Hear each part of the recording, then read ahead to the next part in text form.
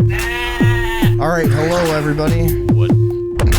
It's the Overdose Talk Show, January 8th, 2017, 5:49 a.m. We've been up drinking all night. Figured, what the fuck? Let's plug in a couple of mics, get some headphones, do a show. We're sitting here with my girlfriend Darcy.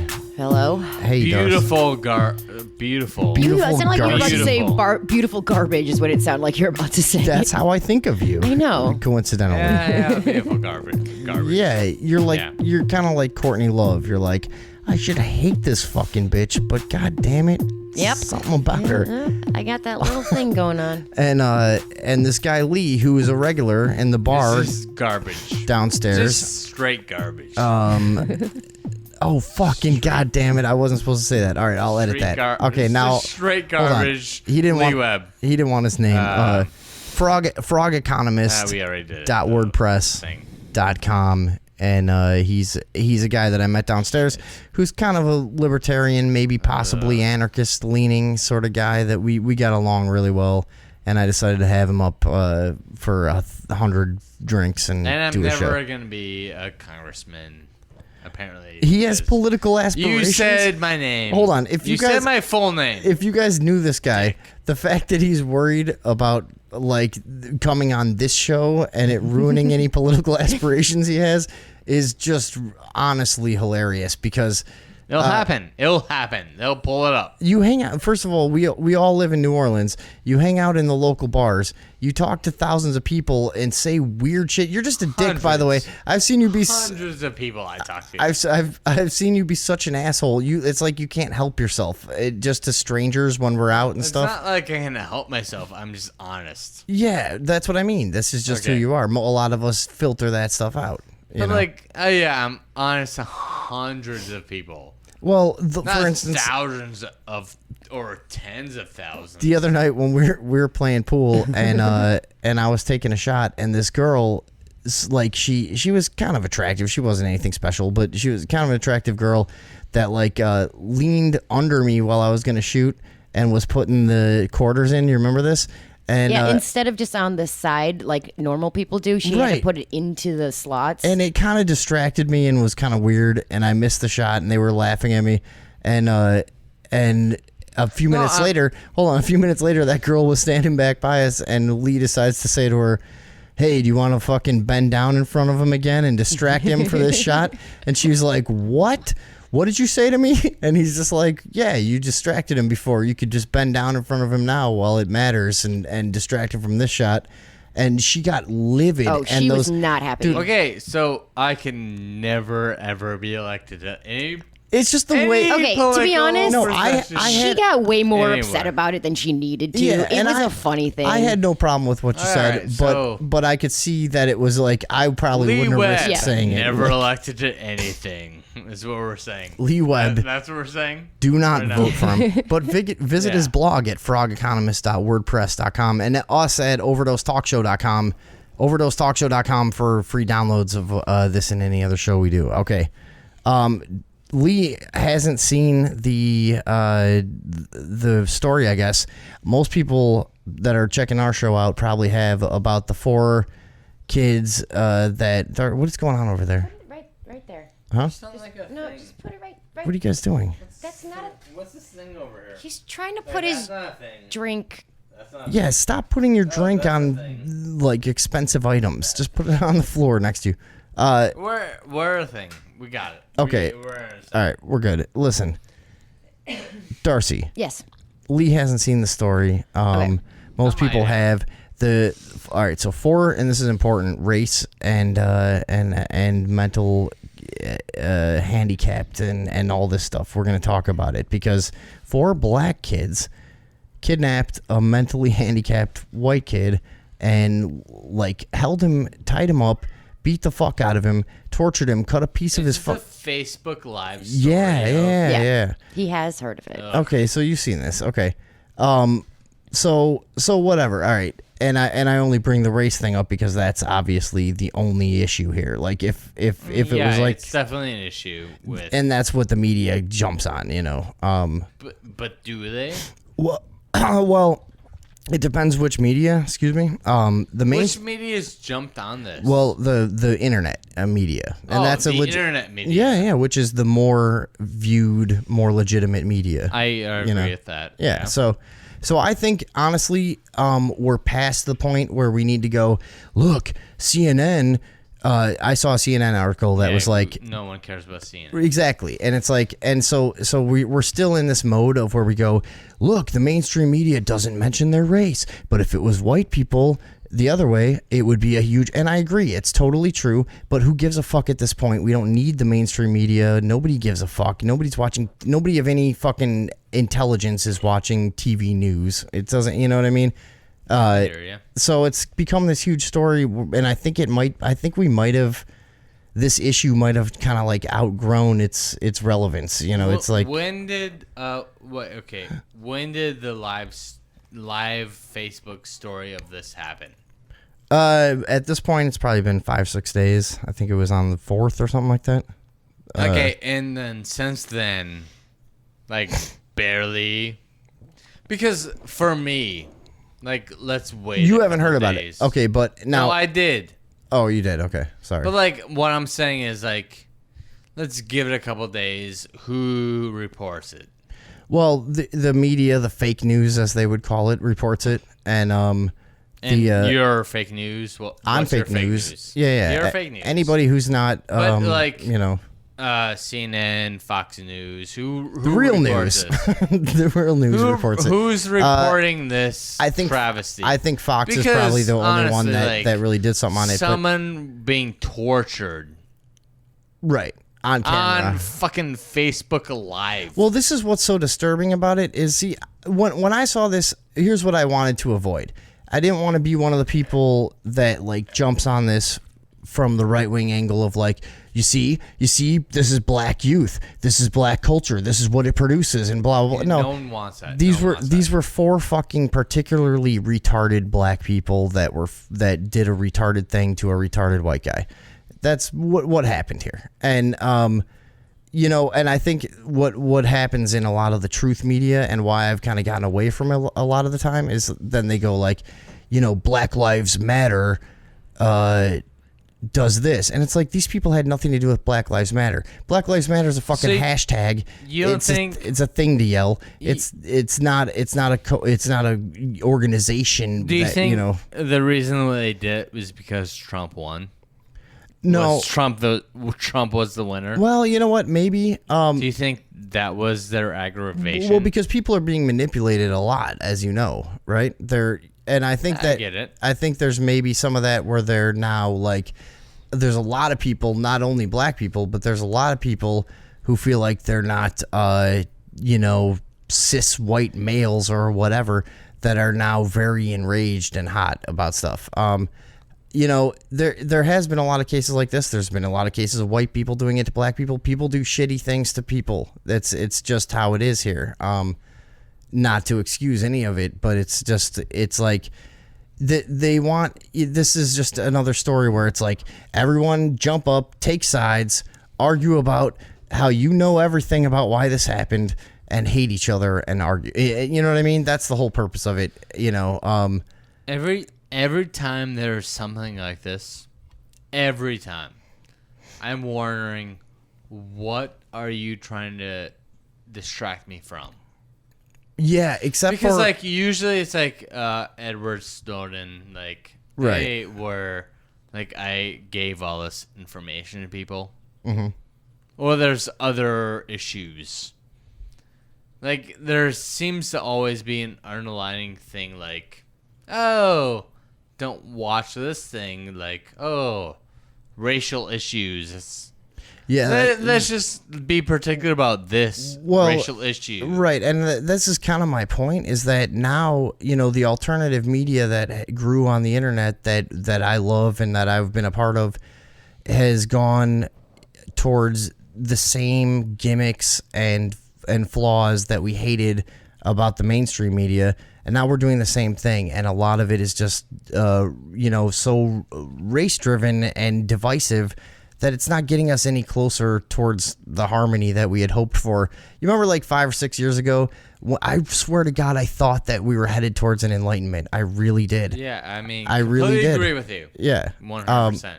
So now I'm just kind of dissecting this from the standpoint of like, let's not make the same mistakes that made the mainstream media irrelevant. And let's not go like, this is representative of black culture. Like, I'm sorry. I don't know how many fucking black people I know that are nothing like the people I watched in this video, which were totally incoherent, retarded fucks.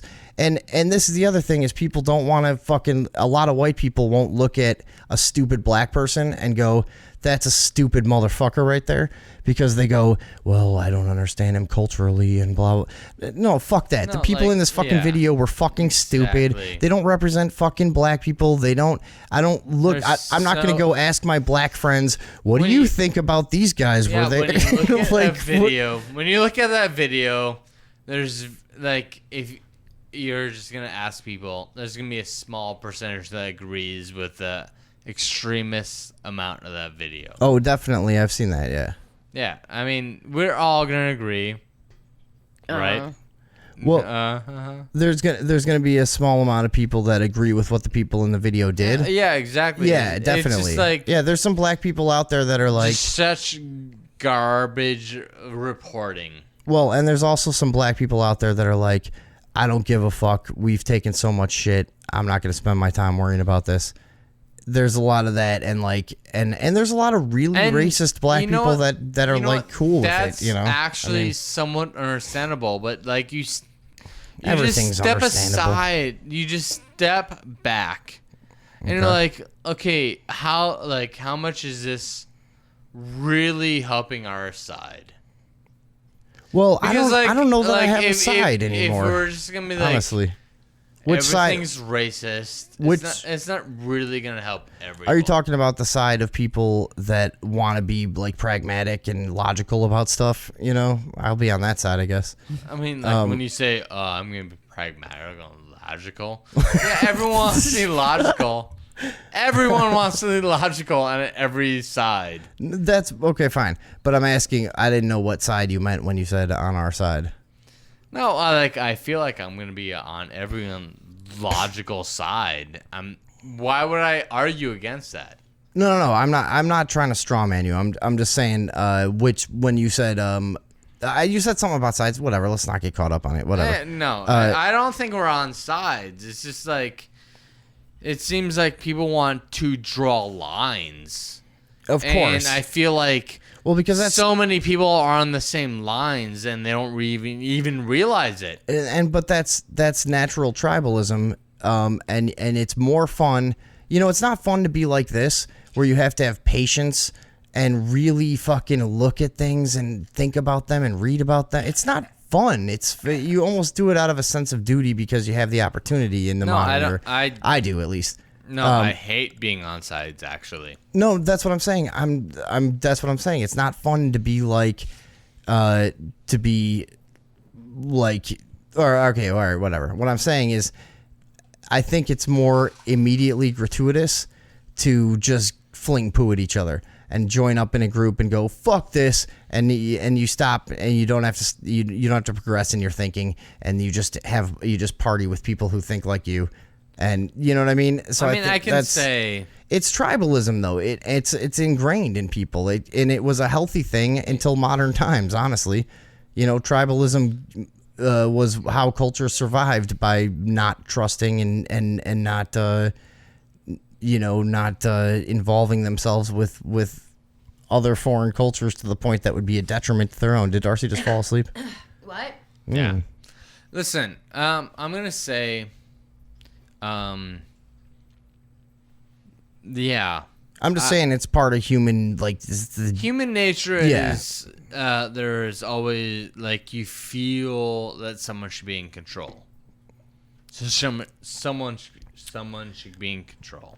Yeah, I don't feel like that anymore, but it was a thing. It was a progression that led me to not. Right. Yeah, exactly. Because when you look back at earlier, earlier times in my life, Yeah. I did operate under the logical assumption that someone should be in charge. Literally how I grew up. Like, of course, most of us. How that should happen. Yeah. I have literally grown up where that shouldn't have been the case. I think also, like, for those of us that have kind of broken that bubble of thought or whatever it is, and broken out of that paradigm, I think we should feel lucky in a way, because I don't think it necessarily makes you smarter or whatever. It's just it's a chain. Everybody that I know that is awakened to that line of thinking can describe to you like a chain of circumstances and events that led up to it. That they're like, here's what made me realize this, and then here's what made me realize this, and then I met this guy and he told me this, and then I had this experience and I realized, you know what I mean? It's like you're kind of lucky in this society to have broken out of that way of thinking at all, you know? Yeah. Darcy, what made you think outside of the box? Well, first of all, how do you know I do? Because you're here right now. You know, I don't think it was any one thing, or I really don't have like a specific pinpoint moment where I was like, this is all bullshit. You know what? I think I just always kind of. Yeah, women are so much more intuitive with stuff, where they understand like good and bad a lot of times, and like things are clear to them for some reason on a large general scale. Whereas guys are like more likely to go through this specific battle with a bunch of different notions. I feel like, you know, where like a lot of the women just have this intuitive understanding. Yeah. More. Well, I don't know. I also think that you probably had more contact with like authority figures than I did. You seem like the type of person that would have had a lot of contact with authority figures. Yeah. And I kind of just fell between the cracks because I didn't really do anything bad. You seem like the type, as if you've never bailed me out of jail. Like, yeah, I know. So like, I really didn't have a lot of reason to look to authority figures or to rebel against them for any reason, because I just didn't have contact with that. And I kind of just did what I wanted to do and never needed or was forced to have that presence in my life. And I think also, like, you know, not to make this too much of a male-female thing, but I think for males, often we have like a conquest of thought, and we have a conquest of everything, whereas females are more nurturing and can and kind of nest where they are, you know, and men are like, I got to go out and fucking do this and build this and conquer this and blah blah blah. And I think that relates to philosophy too, to where like we you know, go to all these different levels and fight all these different debates and blah blah blah, and then finally like get this thing, whereas women have been like, yeah, we know. You're just like, when we're finally describing to you all drunk at 3 a.m, and this is why the Federal Reserve, and you're just like, well, yeah, why would it be good? Yeah. Like, I didn't need this lesson. I just knew what was going on, kind of, you know. And I've never been a particularly political person or really put much stock in it to begin with. But the only thing I can think of is like God is an authority figure. That's and all I think about too. Thank God we finally talked about it. Shut up. Thank God we talked about God. I can never remember a moment in my life where I actually thought that was a real thing. God? I never believed in God. Well, did you? I always thought it was ridiculous, and I always knew that it was a story. You guys never went to church, right? We were Unitarian. What is that? So it's basically everyone get together on Sunday and have a good time. Yeah, we believe in God, but we don't have any rules. Pretty much is what Unitarian is. Like a New Agey Christian kind of thing? Kind of. I mean, I was never really a part of it. I stopped going when I was like 8 because I wanted to sleep in. My mom let me. But I have been to other churches with other families. That was, and I was very like, Unitarian of her. yes. I was like, this is... As my understanding goes. I never perceived it as a true story. I always thought it was just a fable. See, I had friends like Monica, Teresa's sister. Yeah. She used to try read me the Bible as a kid and try to teach me the way of God. And I was like, no. No, I know. I had Mexican friends too. And lots of kids in school, not just the Mexicans, used to they found out I didn't believe. That's who you were just talking about. Well, that was my best friend at the time, and she was the only one who tried to make me believe. But a lot of people made fun of me. They're very religious, but yeah, they are, especially when they get pregnant at 15. Yeah. But girls. God save me. That's like the first thing I could think I of. Fucked my pussy up where and I I'm just barely out of puberty. Never believed Right, that there we anything are. was in charge and any of that shit mattered. Frog and I just kind of went along with what I wanted. WordPress. Future congressman. I know it's not the same as the government, but it kind of was like, that's just been my life. Like, I've always just been like, no, that's all bullshit. I'm just going to do what I want to do and keep my head down mostly and not do stupid shit that's going to draw attention to me. And none of this affects me. I also, kind of how I felt. I also had a complete absence of any religion. I mean, you had a little, Your parents believe in God. A lot. Huh? She had a lot. My parents do not believe in God. They might not go to church and stuff. They say they do. My dad believes in God. Say your story versus her story. Well, my dad believes in God when he's drunk. All right, here's my story. I'm waiting for your story versus her story, which is a lot. What does that mean? We're on a lot. Okay. On her story.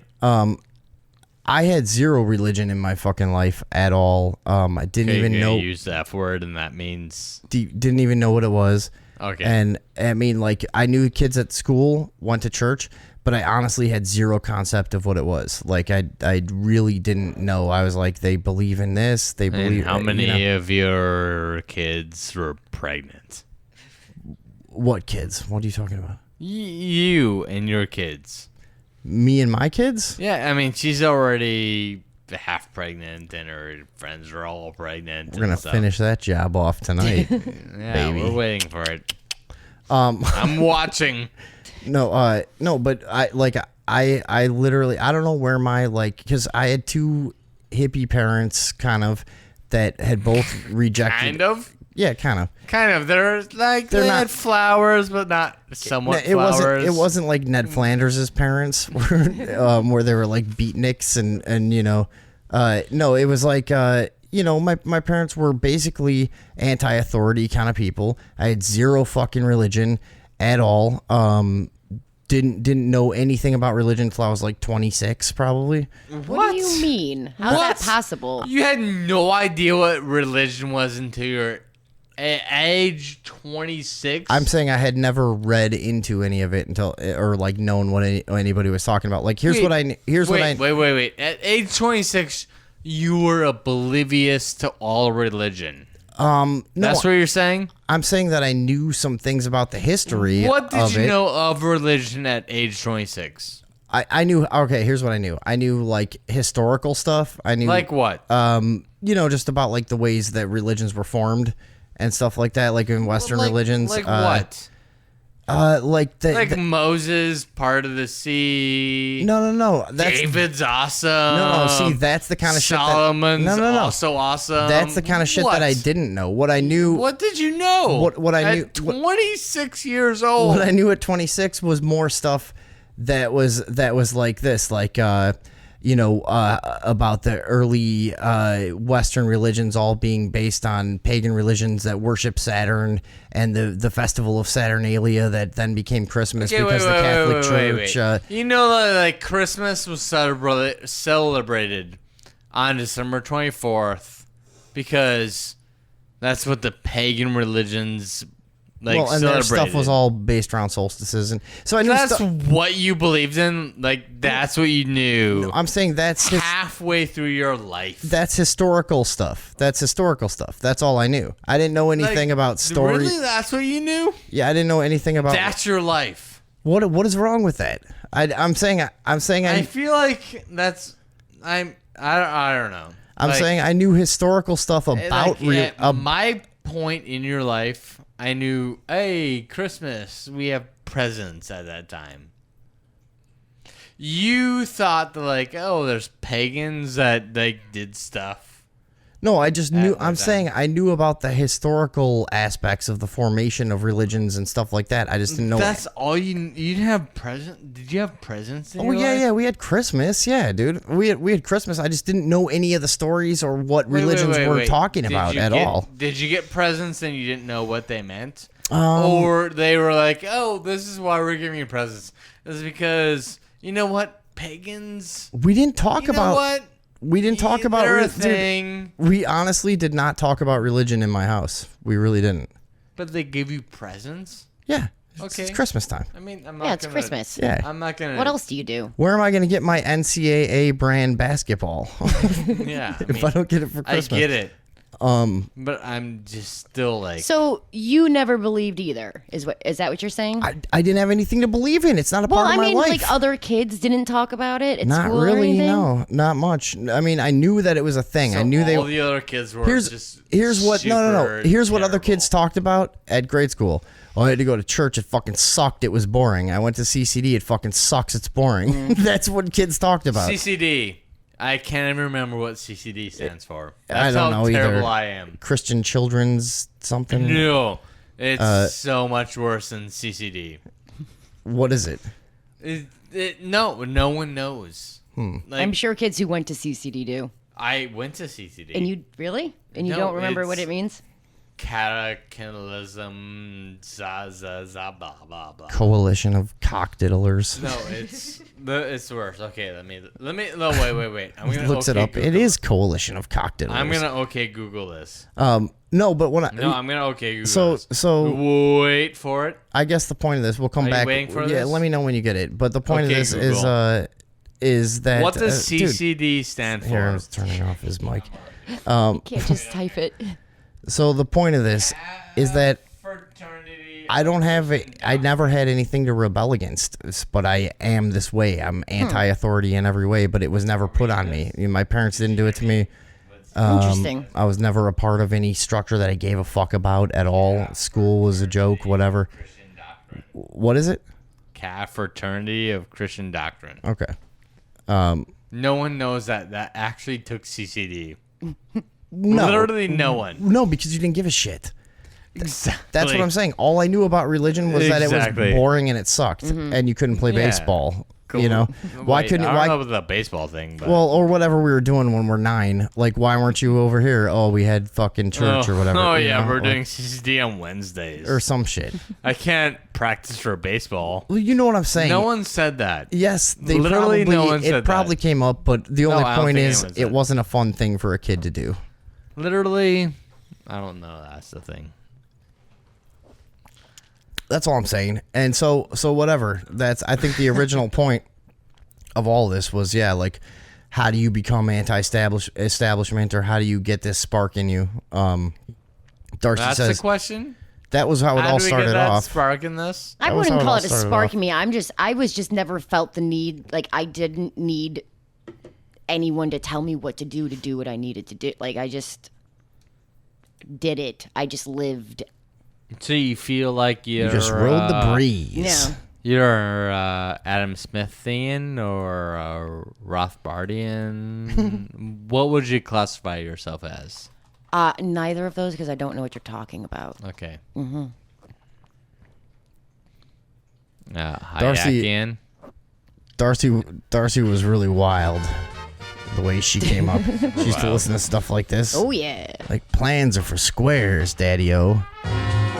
If Say I Lee. had Say to Lee. You qualify dig the myself- rebop? I don't know what that means. Do you dig the rebop? Yeah, I get. Yeah, you're a real square. A cube, man. Bebop, boobop, bebop. No.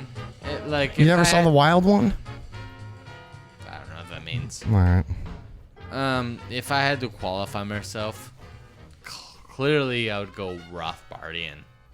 The fuck do you mean by that? Murray Rothbard. Crazy old coot. What is Not even really. Rothbardian? Yeah. Explain. Murray Rothbard is probably the greatest libertarian ever. Okay. Feel free to read his greatest work is probably Enemy and Estate. It's a guy Yeah. named Marie. Murray. Murray. Okay. Murray Rothbard. I thought you said Marie. That's fine. Oh, geez. Sorry to fucking, Yeah, there you are. sorry to joke about your hero, There you are. Murray Rothbard. Murray and Rothbard, Mises Institute. Where you at? Was an American heterodox economist. Listen, this guy of the Austrian school, a revisionist historian. Yeah, I like Austrian. that. I love revisionist historians. I am one myself at an amateur this level. guy And a was political so theorist. Oh, I'm that too. Who's so intelligent. Why don't I have a Wikipedia, Darcy? I'm Because almost you're not Murray I'm almost Rothbard. all of the things that this guy is. Because Yeah, you're now not you should Murray definitely have Rothbard. Who's writing The bow tie. You're not missing. Murray Rothbard. Listen, I will be. Look This at this guy fucking idiot. Look at his stupid glasses.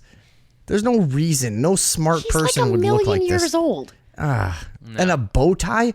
What? Okay, this guy's so smart that he was successful for intellectual pursuits, yet he felt like he needed to dress in a stuffy, uncomfortable manner to fucking to be seen in bow ties are public. the What a most smart, amazing. what an enlightened guy. Listen, What this a piece guy, of shit. Fuck this guy. Anybody wearing a bow tie in their Wikipedia picture can suck my fucking dick. Once you start reading his works, you realize, like, how did he have so much time writing about everything that he wrote about? Mm-hmm. He is almost the epitomize of genius. Like he's got this kind of focus that's just incredible. It's just where you're unbelievable. Yeah. Because not only did he write about certain topics, but like he has letters writing to like. Wait, hold on. Now, I knew that he was an author, a historian, all this stuff. You're telling me this guy wrote letters? Now, you should have started with that. No, like I would have been a lot more interested. This like- motherfucker wrote letters? Don't, Get like, the it's fuck out of here. amazing. It's amazing. He wrote freaking books. He wrote letters. It's you don't even understand like how much this guy wrote. It's stupid. The What does this amount mean? this guy wrote. What does this mean when they say he's a heterodox political economist? Click on it and see what it says. Okay, let's I wanna find see out. what that means. Heterodox economics refers to schools of economic thought or methodologies that are outside mainstream economics, Ooh. often represented by expositors as contrasting with or going beyond neoclassical economics. Heterodox economics is an umbrella term used to cover various approaches, tools, or traditions. These include anarchist, socialist, Marxian, institutional, evolutionary, everything that you believe in, Georgist. right? No, Everything you believe in. actually only one of those. I've never been a supporter of socialism or Marxist policies. Or Depending on how you view and it. this says institutional. No, this is none of my shit. Evolutionary, sure. Georgist, don't know. Listen, you read Man, Economy, and State by Murray Rothbard, you will be changed. What's it every called? time. Man, Economy, and State Man, Economy, and State. by Murray Rothbard. And does he do a good job of explaining to the layman? You will become an anarchist. Because I'll tell By you, that. well, Guaranteed. I already Guaranteed. I already am an anarchist, but the weak point. His argument on everything, like even like having a Supreme Court, like you realize like, No, I okay, know. why do we even have a Supreme Court? I'm already there, dude. I'm Because already it there. doesn't make sense. Because already the there. Supreme Court is just honestly, you just read it. Yeah. No, dude. You become an anarchist. I'm already there, so I probably agree with everything he's talking about. Okay, read it. Read Man, Economy, and State. But what the fuck was I saying? Is he gonna explain it in a way in this book? Because he explains it dumbfoundedly. It's ridiculous. My weakest point is probably in all of my philosophical endeavors and all of my fucking rantings and whatever. My weakest point is economics. It's the thing I understand the least. Okay. So I would need a So book. we want to talk about economics. Let's talk about economics. No, I don't want to. But I would need, if I was going to learn about it, I would need a book to explain it to like an idiot, you know, like me. Okay, I would suggest Friedrich Hayek. You know what? Let's talk a little bit about economics in a minute when we come let's back. do it. I'm gonna take a quick break on the Overdose Talk Show, overdosetalkshow.com. Frogeconomist.wordpress.com for Lee here. Darcy, what do you got? Come by New York Pizza. See Darcy if you're in New Orleans. Come by the Bronx bar while she's bartending. What? That's bad? No, that's fine. Why not? Oh, don't come give me money. I hate it. I got booze. I hate it when people. I got booze and pizza. I hate it when people give me That's what I tons of have money to to pour offer. drinks. Yeah. All right. Let's go. Back in a minute. I'm not even gonna play any music. All right, we're back on the Overdose Talk Show. Me and the economical frog, or frog. What is it? Frog economics. Frog economist. Frog economist. Okay, the frog economist. Frogeconomist.wordpress.com. Overdosetalkshow.com. We were talking in the break, as like people who know me and close followers of the show know, I'm big into hip hop. I make hip hop music, and it's a big part of my life. Lee here didn't really plan on talking about this, but I just thought it was kind of interesting, and he was like, yeah, I don't really listen to any rap. That's true. Yeah. And I agree with that. And it seems to be a foreign concept to him when I was telling him a lot of underground rap and underground hip hop and lyrical hip hop, of which there are very few examples in the mainstream at this point. It's an intellectual crowd. It's an intellectual vibe. I was just describing to him, like when you're at like a really good lyrical underground hip hop show where guys are like really smart and clever and putting together these great concepts and lines. I mean, it's something that's it's an intellectual endeavor. You're standing there trying to catch what they're saying, trying to catch metaphors and stuff all together. I would be astounded. I would be astounded if the rappers of this age, the intellectual rappers, like you're saying. Yeah. And I'm sorry that I'm. You're sorry for calling them raptors, because we didn't just we didn't just learn. I've been drinking. We didn't just learn to open doors in laboratories. We've been doing that shit for a while. Yeah, no, like they understand how to their alpha, beta. What's the whole thing with the new Jurassic Park? I have no Alpha, idea. Beta, Charlie. They can all open up all the doors. No, listen. We're sophisticated raptors. Yeah. No, I would be very surprised if they were speaking about Austrian economics. I guarantee you there are some that have. And I would be super surprised. Like, not even Austrian. But just like free market economics. Okay, I would be super surprised. But name the rappers that are speaking about free market economics on general. I wish that I could call you out on it right here and play something, but I can't think of anything off the top of my head. But I do know I get it. that a lot of underground rappers are very anti-mainstream. Yeah, they're all like fuck the government, like. Well, let's just be ourselves and like me free and you. exchange. Because, like, you have a product and I'm going to serve you. That's what they're saying. I'll guarantee you there's probably conservative estimate. I hope. A conservative estimate. I'm hoping. I'm telling you, I'll guarantee you, conservative estimate, 50 rappers in the underground that probably have mentioned they're all like free market capitalism. I would just guess. Fuck the Federal Reserve System. Oh yeah, there's a lot of rap that's like that. There's a lot of rap that's like that. They're like, oh, dude, there's a lot of rap that's like that. That's talking about. Oh yeah, they're all about the old. That would consider themselves to be part of the truth movement or this and that, and a lot of stuff. The savings means that more people are willing to just save their money for the long term. It might not be put as Jewy as that, but there's a lot of rap is based on common sense truth movement kind of stuff. A lot of it is, dude. I mean, and that's what gets respect. And I've put out rap albums that have probably touched on free market ideas. I can't even think of a line in particular. Like what? Like, tell me one album.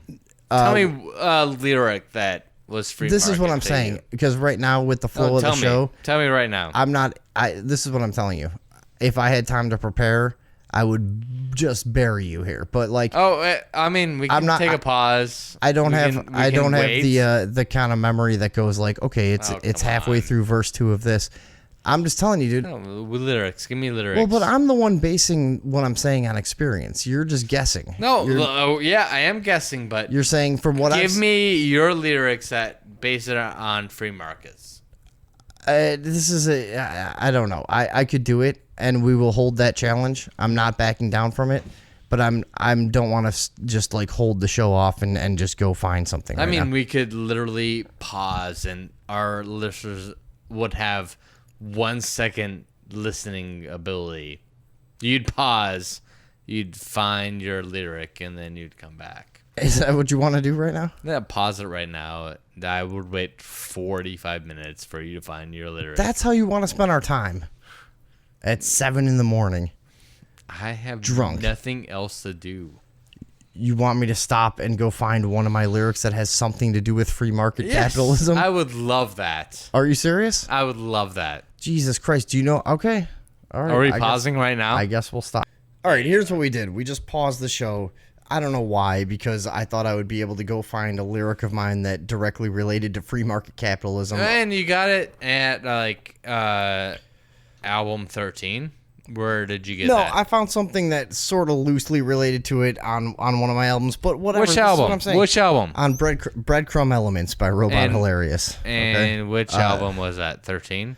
12? No, I mean, whatever, 11? dude. I did this album like 5 years ago. Okay, I mean, that's fine, but generally, you're saying as a person who doesn't listen to rap, that your impression of rap is that it doesn't generally deal with free market capitalism, rather. Yeah, and you know what? No music does. That's exactly was going to be my next point.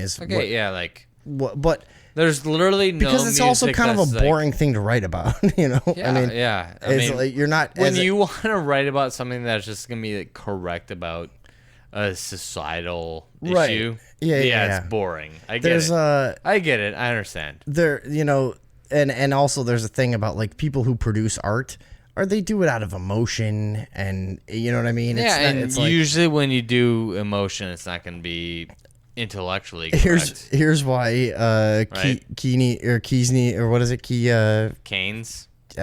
Keynesianism or whatever the Keynesian? fuck. Keynesian? Yeah, Keynesian politics. Keynesian. Yeah, wow, that was a good reference by me. Here's why that doesn't work. There is stuff like that, and like, have you ever heard of Immortal Technique? Have you heard of the Fight of the Century? No, what's that? Ooh, that's the most greatest thing ever. But like, here's a.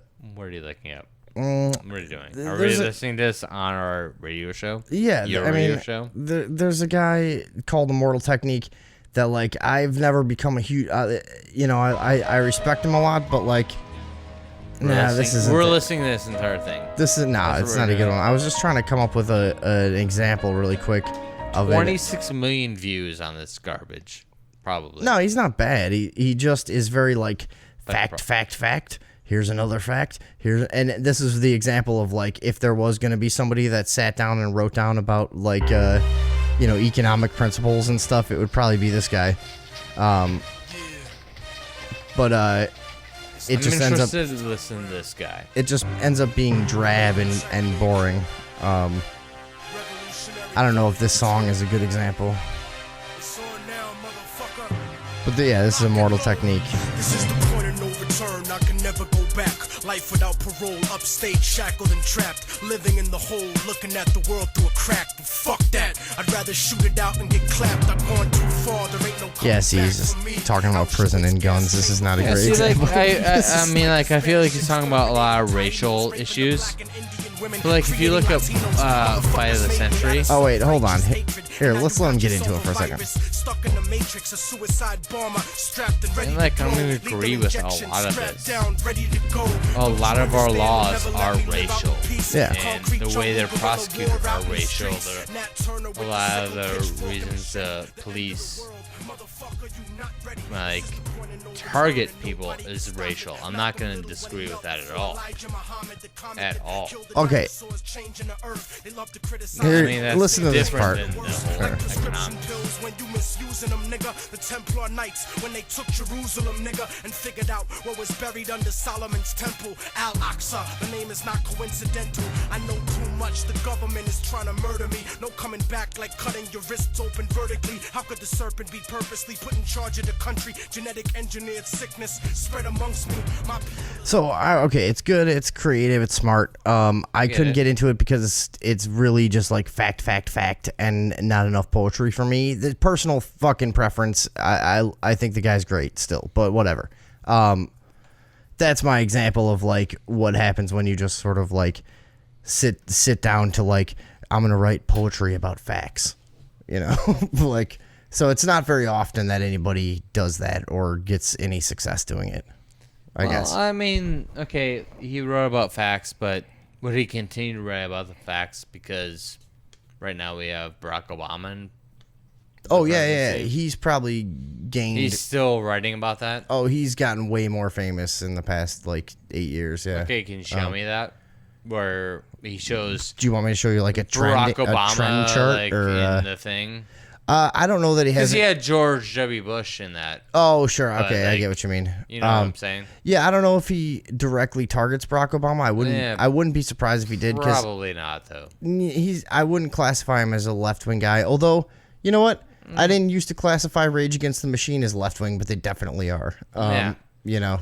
I mean, that's the thing, like, you know, I used to be, like, very proud of the left wing because they were anti-war. Mm-hmm. And then Barack Obama became president, and then... Yeah, what happened to that? They disappeared. What happened to that whole anti-war thing? Yeah, they disappeared. Yeah. Because it's Barack Obama. Who cares anymore? I saw a war. meme, War. What is it good for? You know, whatever Barack Obama wants. That's the saying. What is it good for is whatever Barack Obama wants. Staying in power. Yeah. Yeah. Against the tyranny or whatever. Not getting assassinated by a lone nut. It's good. It's good for that. Yeah. You know, and that's the thing is like why I've never particularly hated the president himself very much is because I'm like, they got no fucking choice, probably, honestly, with anything they fucking do. You know, look at the ones that got killed. It's kind of obvious what they were doing that would have disrupted the system. Most presidents that we've had assassinated, you go, oh, well, you know, look at this. He was going to go against the centralized banking system or whatever it is, you know, in whichever case. Yeah. I mean, I'm not impressed with a Republican president that wants to cut spending or a Democrat president that wants to stop war. Because it seems regardless, like, they get whatever they want. It's obviously a lie either way. I mean... like, I'm a Republican president. Obviously, I'm going to go for war. I just saw and more spending. I just saw... reverse. I'm a Democrat spending. Yeah, I just saw a post from... I want war. Oh, you got your Ron Paul t-shirt on, by the way. I mean, underneath my Cosby sweater. How long have you had that t-shirt? 2012.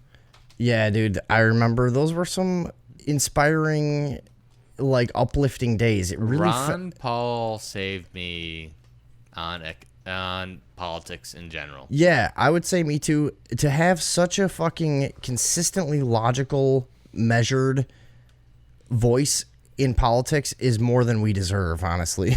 as a populace, this guy just stupidly consistent.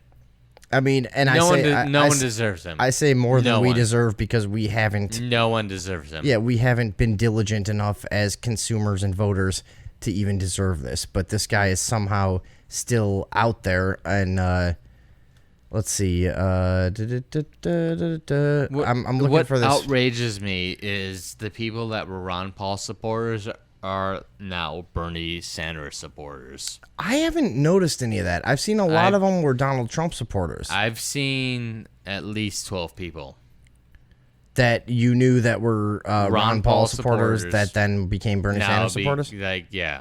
It's like the complete opposite. That is so strange. How do you even do that? I have no idea. How is it, like, the only thing I can see is like they're both super principled.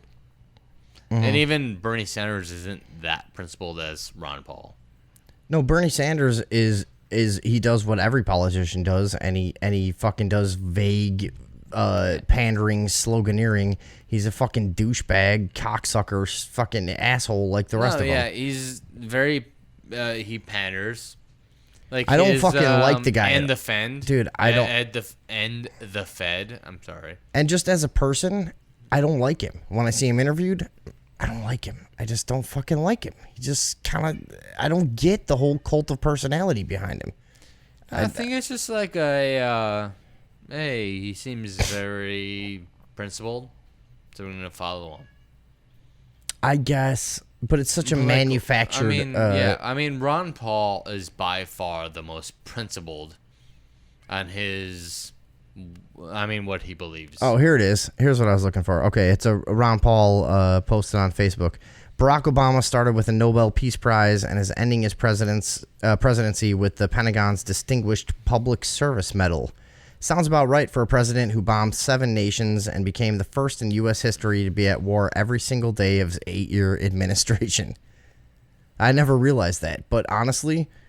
Yeah, I mean, that's the thing. If Ron Paul says it, I swear to God, and this is not like a thing where I go, he's the Pope, but I would be willing to bet everything I had that if you looked into this, it's true. Listen, so how many bombs did Obama drop in 2016 alone?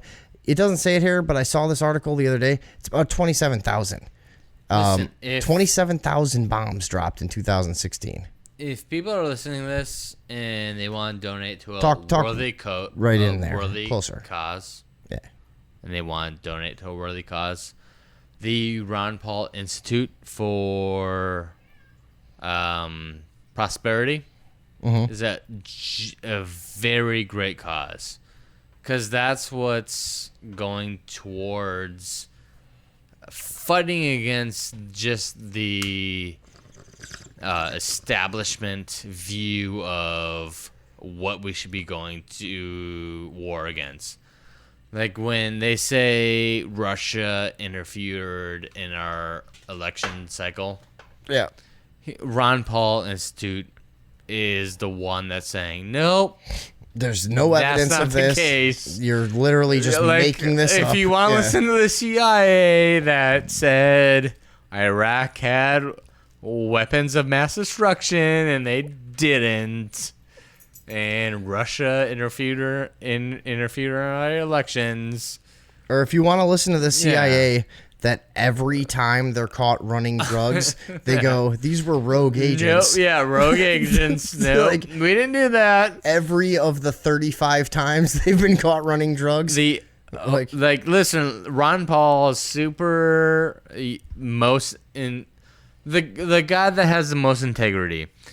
There's only one institute that he wants to put his name to. It's the Ron Paul Institute. Well, without a doubt. You know, you remember what the original criticism of Ron Paul was? They tried to cut him down with this he was an isolationist. No, that he voted against the Civil Rights Act when he was in Congress all that many years ago. I mean, you got to remember this. Ron Paul's millions of years old, you know, and so he explained it by saying, "Look, I don't need to consider the entire weight of every aspect of a bill. What I need to do is when I find something unconstitutional in the bill, I need to reject it. That's my job." He said his staffers had the easiest job.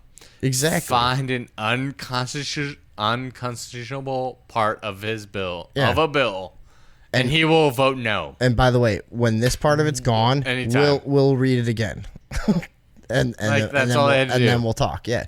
Yeah, no, and find one part of a bill that's not constitutional And a lot of people, then he will vote no. A lot of people would use the term like obstructionist and this and that, but this is not these people's jobs is to make sweeping changes to American society. They're actually supposed to protect us against laws and sweeping changes that would harm people. That's exactly what they're there to do. Is if they believe in the Constitution, which is the structure and the backbone of this entire system that we're supposed to buy is so important, and we elect them and they go there and they do the, their mandate and their job is to protect us from things that violate the Constitution, which guarantees every person freedom according to their doctrine, which I don't even really buy into, but that's what I'm saying. You know what I mean? So he's doing his job better than any of them ever have. I mean, without a doubt. I have a subscription to Tom Woods' Liberty Classroom, which I'm guessing not a lot of viewers have, but they should subscribe to. Is that what is it?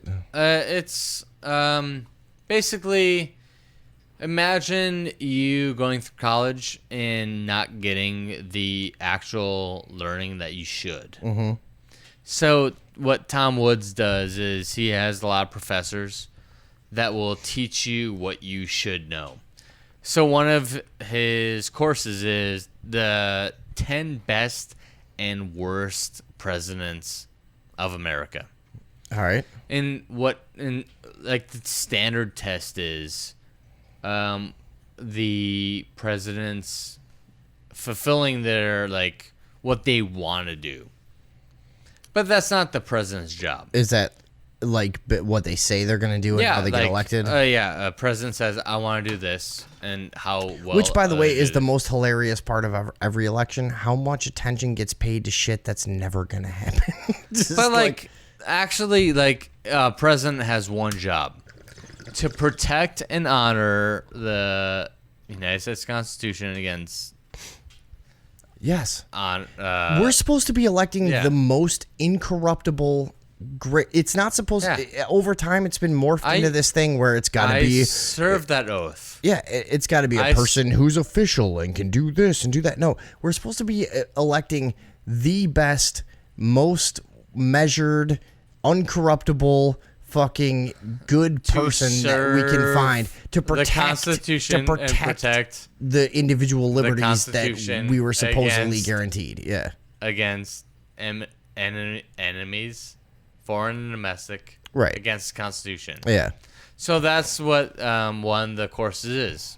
How well do presidents do that?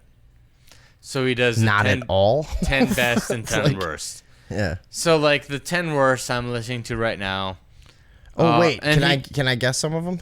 Okay, start from the. Do you know them by memory? The 10 worst I know. You know? Okay. So start from the very first worst. I'm gonna guess FDR.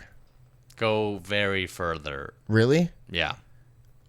Shit. It's not Lincoln, right?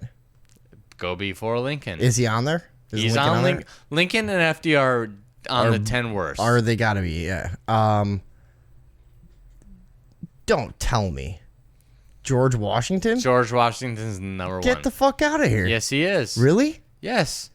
Because you know what he did? What? He wanted to squash the Whiskey Rebellion. Okay. Which, by the Constitution, he had no right to. Because if there's a rebellion...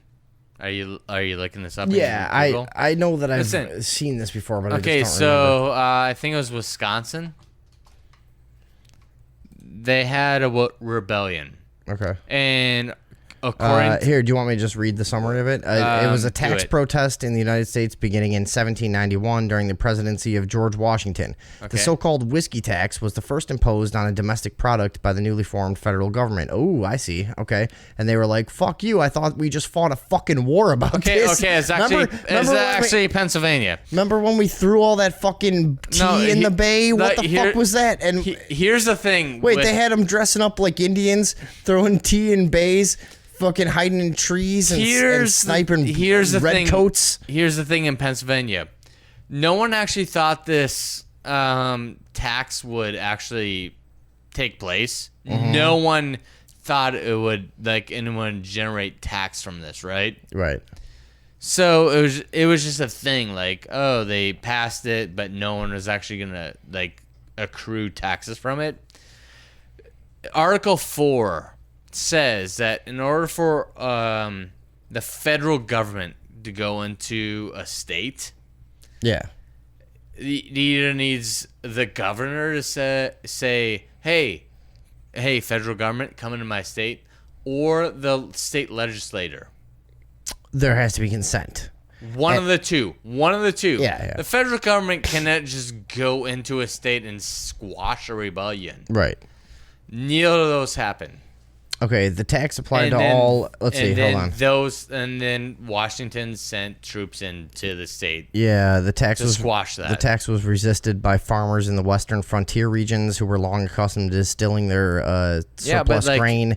No and one corn was into collecting whiskey. that tax. This is one thing. So basically, what I'm seeing here is it was just a fucking fundamental part of culture where they had leftover products that they were then distilling into whiskey, and this is just part of a human's existence back then, and their But life. no one is going to collect that tax. Exactly. But Hamilton said, "Hey, Washington." Well, this is akin to today, the stories you see about people getting fined for collecting rainwater.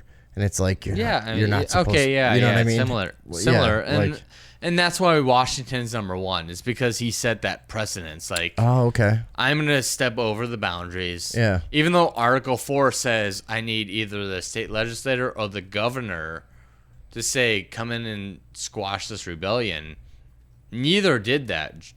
Like, they didn't care. No one was collecting those taxes. Right. But the federal government still did that. That's where he was number one. You got to wonder, too, like, and George Washington, he must probably have, by all other metrics, was one of the better presidents.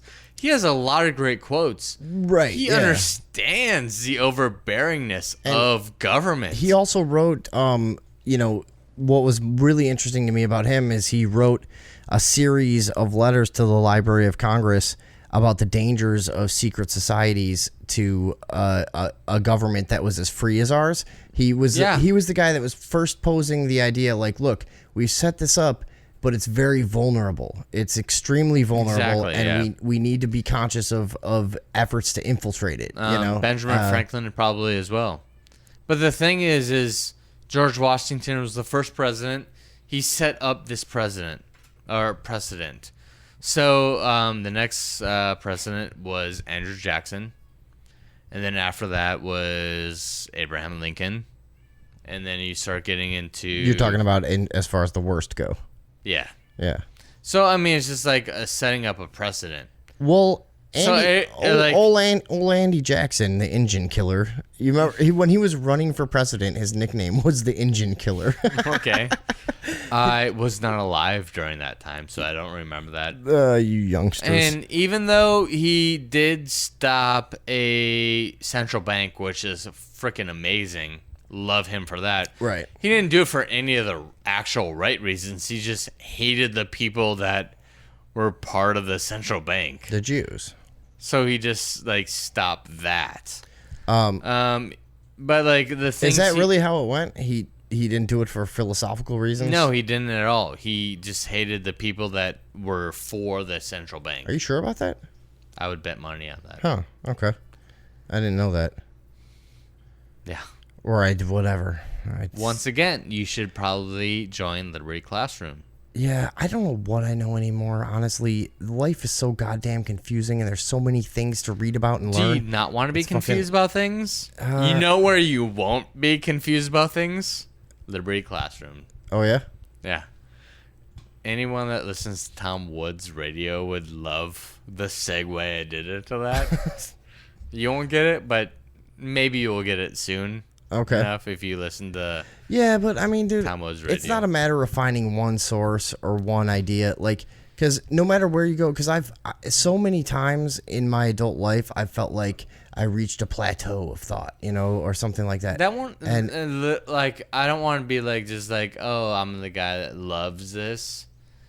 Listen, the speakers, the the people I was telling you to get it closer. Okay, the people he brings into his classroom is not like you're not going to hear that opinion anywhere else. Yeah, no, I know, that's fine. So you're like, he might be a really smart guy and he might clarify a lot of things, but I'm just saying there is no end to the perplexing nature of reality now that we have constant access to every corner of it.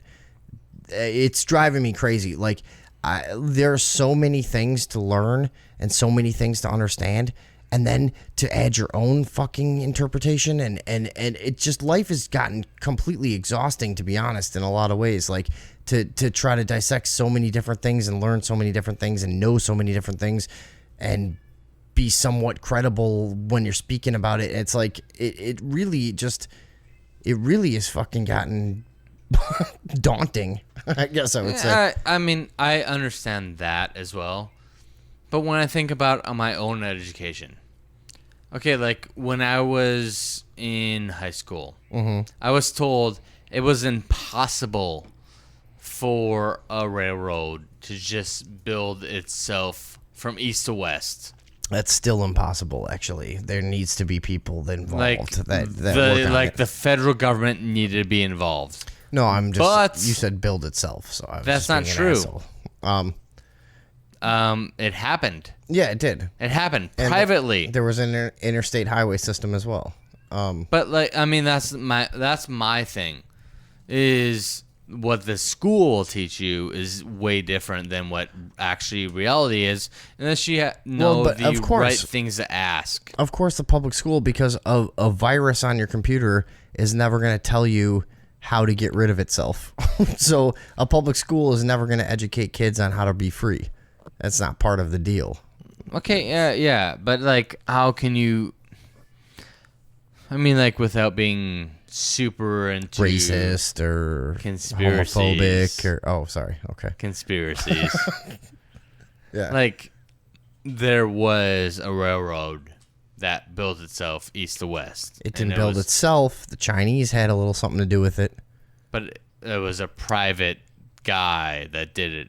He didn't. No. What it was a combination. Didn't, like, steal land from people. Well, yeah. It was a combination of private industry. Burdick, I believe, is his name. Yeah, I don't remember, but what I remember. And he built his way through the best part of the Rocky Mountains. Not like, okay, but you're a senator, so I'm gonna build my railroad through your city. Realize this as well. It was to everyone's benefit who lived anywhere near the thing to participate in its successful completion. And this is what socialists tend to take for granted, or not take for granted, I'm sorry, it tend to like basically leave out of the logic of the situation. And what you're getting at, I think, is it wasn't just wealthy capitalists that got the railroad built. It was a ton of small investors and people that were willing to chip in and work on it because it meant good things for their town, because it meant good things for their place or what their business or whatever they did. This was an effort by God knows how many thousands of small people as well that were chipping in and saying, look, we'll commit this amount of money or this amount of labor or resources or whatever, because towns back then ended up dying when the railroad didn't go through. The railroad's going to go through this shithole instead of this shithole. Well, guess what? This shithole is now on a website that I use to go to ghost towns to metal detect. All right. And that's always the story on the websites of the ghost town is they go, well, the people voted not to have the railroad come through because they didn't want the economic burden. Well, and they fucking died. When you look at why senators voted through like the historical, this is East meets West Railroad, it's not a straight line from east to west. It's very jagged. Who would ever think that it would be? The jaggedness is senators are from a hometown, and they said, I'm not voting for you unless you go through X town. Yeah. Keep talking because I got to let the cat in. But yeah, I get where you're going. Definitely. You have to let the cat in. So anyway, I mean, senators would bargain and say, hey, you're not gonna get this vote through to get this railroad through, unless you put the railroad through my small town. And that's what made railroads inefficient. That's exactly what I'm saying. Yeah. Where I think his name's Burdick. I don't know for sure. But this is what I'm saying. A lot of small people along the way in small towns, believe me, they contributed money towards the fucking railroad. Wanted, but I mean that's not the most fair system. Where Burdick, but it's a realistic system. Where Burdick said, "Listen, this is the easiest way to go east to west." And it was through North Dakota, Montana, Idaho, Washington. And it was the easiest way to get through the Rocky Mountains. And he found that. And he was able to, actually buy land from the Native Americans, from anyone that owned the land. Oh, shit. There's no argument on who owned it anymore. Right. And he got a straight line from east to west. I just got a straight line. Yeah, I saw it. Sorry. Jealous. So I guess the point is this stuff is totally achievable without the authoritarian structure of forcing people into collectivism. And you know what? No, that's like when I remember I was in high school and we were learning about the whole railroad system. Oh, it's so fantastic. I was like, oh. We did the best. We did the... No, I raised my hand. I was like, but what if the government didn't own things? Oh, no, the government had to in order to, get the railroad there. Yeah. They didn't even tell me about the other, this system that was actually built privately. They never mentioned that. No, and by the way, or even the state of the government actually doesn't own things to begin with. The engineering feats that were achieved here, and by the way, some of these were for collectivists. If you want an idea to be attracted to, some of these had to do with a cultural kind of coming together and banding together to achieve goals. So if you're attracted to collectivism, you might actually be interested in early free America, because that's kind of what happened here. A lot of people decided to build a place because they had the freedom to do so. And we achieved things that made us a leader in a lot of areas in the world just because of the fact that government wasn't getting involved. And that's the reason we became so fucking great, in my opinion. And my thing is 100%. If you are just so not entrenched by the 3x5 card of what you're allowed to talk to. The way you're making your hands is 2 feet wide, by the way. 3x5 right here. Right, yeah, that's 3x5, is that better? Yeah. There's 3x5 card that you're allowed to talk on. Listen to Tom Wood's radio. He has a lot of great guests. Liberty right. Classroom. I'm Woods. Sorry. We're doing our own show right now. Yeah, though. but dude, he has you can learn so much from him. There are people that I like to, where the show is very dry and informative. We do our show here, as you may have gathered, is more personality based. I get that, but but this is it's for different feelings and different times. Sometimes I listen to this guy called James Corbett, Corbett, and he does the Corbett Report, and it's literally just dry, factual. Everything is But I'll listen to that when I want that. And then I'll listen to Opie and Anthony, which is the polar fucking opposite. Just that's all entertainment. Yeah, is it just pure entertainment? Yeah, I've listened to it. You're not gonna learn anything. You might once in a while get a good perspective or something like that. But I think I'm somewhere in between there. But I get the difference. That's a thing that people can go listen to when they're wanting to learn. But right now, they just listen to us talk drunk as fuck for an hour and a half. They're probably not that into it. They probably just want to hear more bullshit. Listen, I hope that are oh wait, Tom Woods Radio. Yeah, go look it up. Who cares? Look it up. Yeah, you'll be a better person. Look it up. Guaranteed. Lick it up. I mean, don't lick it up. That'd be gross. That's actually Tom Woods' slogan that I have his website up right now. Yeah, it's not lick I'm it up. on Tom Woods' website and it He's says not. He's a liar. It says lick it up, sluts. He's a liar. That's the banner across He's the a top. liar, of it. liar, pants on fire over here. Philosophy. Lick it up, sluts. Lick it up. He actually has a parody of the. I'm licking it up right now. Remember the California Raisins video books? Check them out. The fucking. Do you remember that? You don't remember No, that? I don't remember Oh that. Jesus! Oh, you're that I looking have at to pull raisins. up. Yeah. Oh, yeah, I can't. But I was remember gonna say Tom Woods has his own version of that video that's like philosophy. that. Lick it up. So let me Economical principles. While he's looking lick this it up, I'm gonna say the 10 worst presidents. We're gonna go Washington. Oh wait, Jackson. Hold on 1 second. Hold on, please. Lincoln. Hold on. Wait. Can you just chill? I got you a backdrop for this. Let's hear the 10 worst presidents in American history. Oh wait, can I start now? Yeah. Okay, we got George Washington, Andrew Jackson. Speak like an announcer. Abraham Lincoln.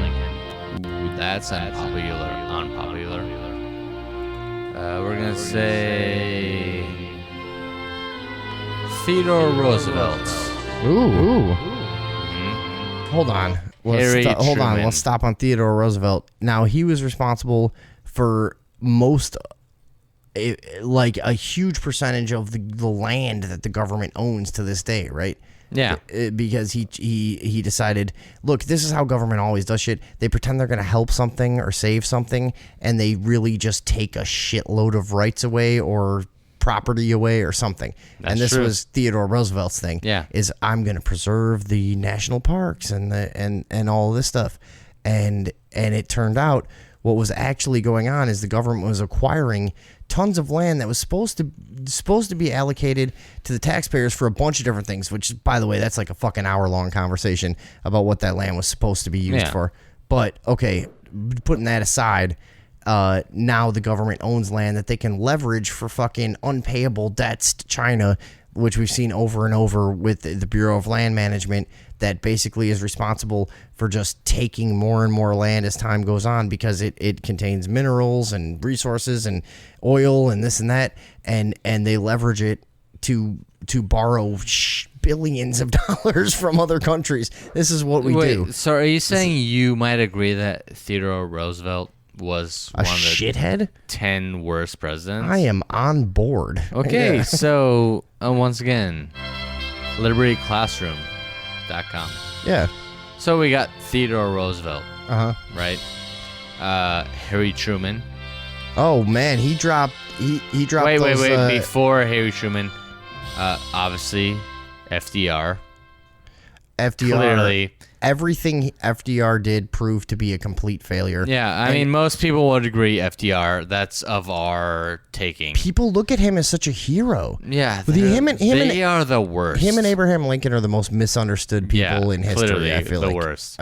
But 10 worst presidents. yeah, You got Harry Truman. You got Johnson. Mm-hmm.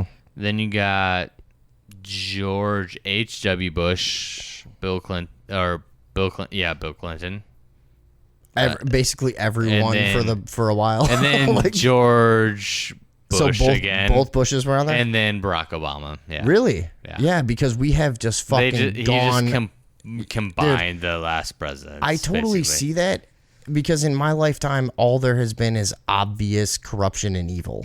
So Yeah, I mean, it's like, just more like his whole argument for whether they're good or not is how well they fulfill their oath to protecting the Constitution. So it looks like at some point they just figured out you can say anything and then just do another thing and it doesn't matter. Yeah, and that's what all of them have his worst president is Harry Truman.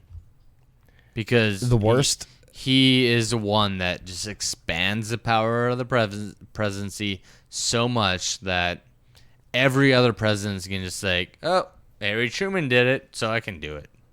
Basically. Well, wasn't it FDR that served 4 terms? He did, but that wasn't against the Constitution at the time. That's nuts, isn't it? Not really. No? I don't think so. Was it really that recently that they added it to the Constitution? It was after FDR. Wow. I thought there was some... you know what? I mean, it was because of FDR that they added that, but... You know before that, it wasn't a thing. Okay. Yeah, see, I didn't even realize... I thought there was some special circumstance that he pulled... Because he was... FDR also was famous for executive orders, and he used to just treat the...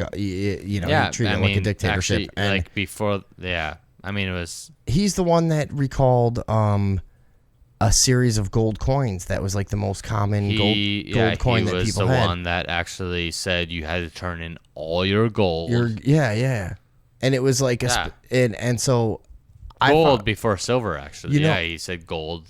A couple years ago, there was this couple in California that had bought some property, and they were retirement age, and they were in their the September of their years, and they're hanging out. They bought some property, were hiking out back of their house, out by this mountain, and they noticed on their property this can that was protruding, rusted old can, protruding due to erosion out of the ground. And they dug it up, and they had $8 fucking million of gold coins. And they had to turn it in? Their mistake was they didn't keep it a goddamn secret and sell it for a quarter of its value to the black market dealer that they could have easily got in touch with. But they instead went public with it. The government said, due to this executive order from FD fucking R, like 1932, 33, I think it was this. 33, yes, okay. To be exact, I think. Sure. He said he recalled these gold coins. Look, They found whatever it was 90 years ago. It was like $8 or $10 million of gold coins. The government took every fucking last ounce, gave them nothing. Yeah, nothing. Of course they did. Of course, exactly. Of course they did.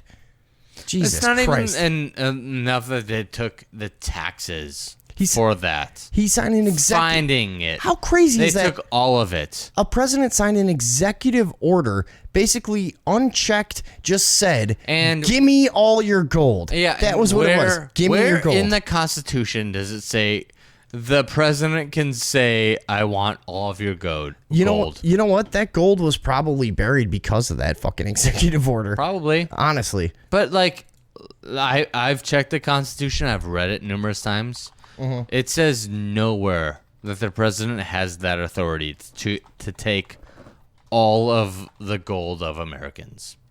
Nowhere. Yeah. That should have been unconstitutional every day of the week.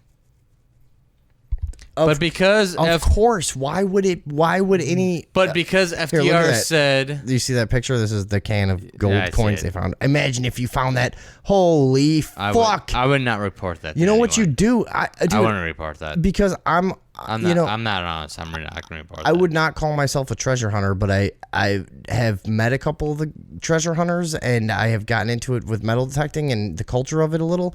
And I'll tell you for a fact, if I were to ever come across anything like this, what's happening with this is they're getting sold one at a time at a million different locations. Not a can full of fucking shit. No one's gonna know that I have that shit. Never. Look, 1,000. They found 1,427 gold coins from 1847 to 1894. They were minted, and they were recalled. I want to hear the story where Trump says, "You know what? We're just gonna put 5 more justices on the court." Wait, is this a real story I should look up or no? So I can just rule whatever I want, because that's literally what FDR said. Oh, really? Yeah, he was going to just bombard the court with his justices. He's just like, I'll add justices till I have a majority, so I can pass whatever I want. Well, he's responsible for the shift in the Democratic Party. In my historical understanding, look, I don't fucking really, whatever. If I'm wrong, whatever. In my understanding, he represents the shift in the Democratic Party from being basically like inbred hillbilly fucking racist assholes to being like sophisticated racist controlling cunts. That's Well, basically I think, where it happened.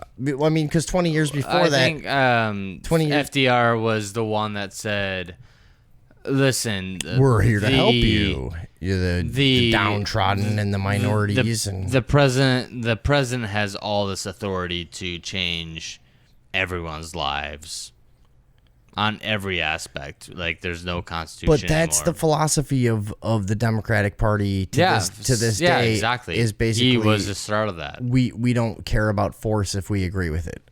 That's I mean, their whole thing. He was the very start. That's how I read it too. Because before that, I mean, not Theodore Roosevelt was a Republican. Okay, but and he had some of that agreeing. Right. Like, he believed in a lot of that. And a lot of people have the misconception today that the Republicans and the Democrats reversed platforms. That is not what happened at all. Republicans, I think, have been a little bit more consistent than people give them credit for. I think they've always had to do with trying to keep, nefarious influences out of places where they can really have access to power, honestly. And I'm not a Republican. I don't fucking agree with most of what they do, but that's what I see there. Whereas Democrats at some point made the shift to being anything we can do to get our agenda through is justifiable.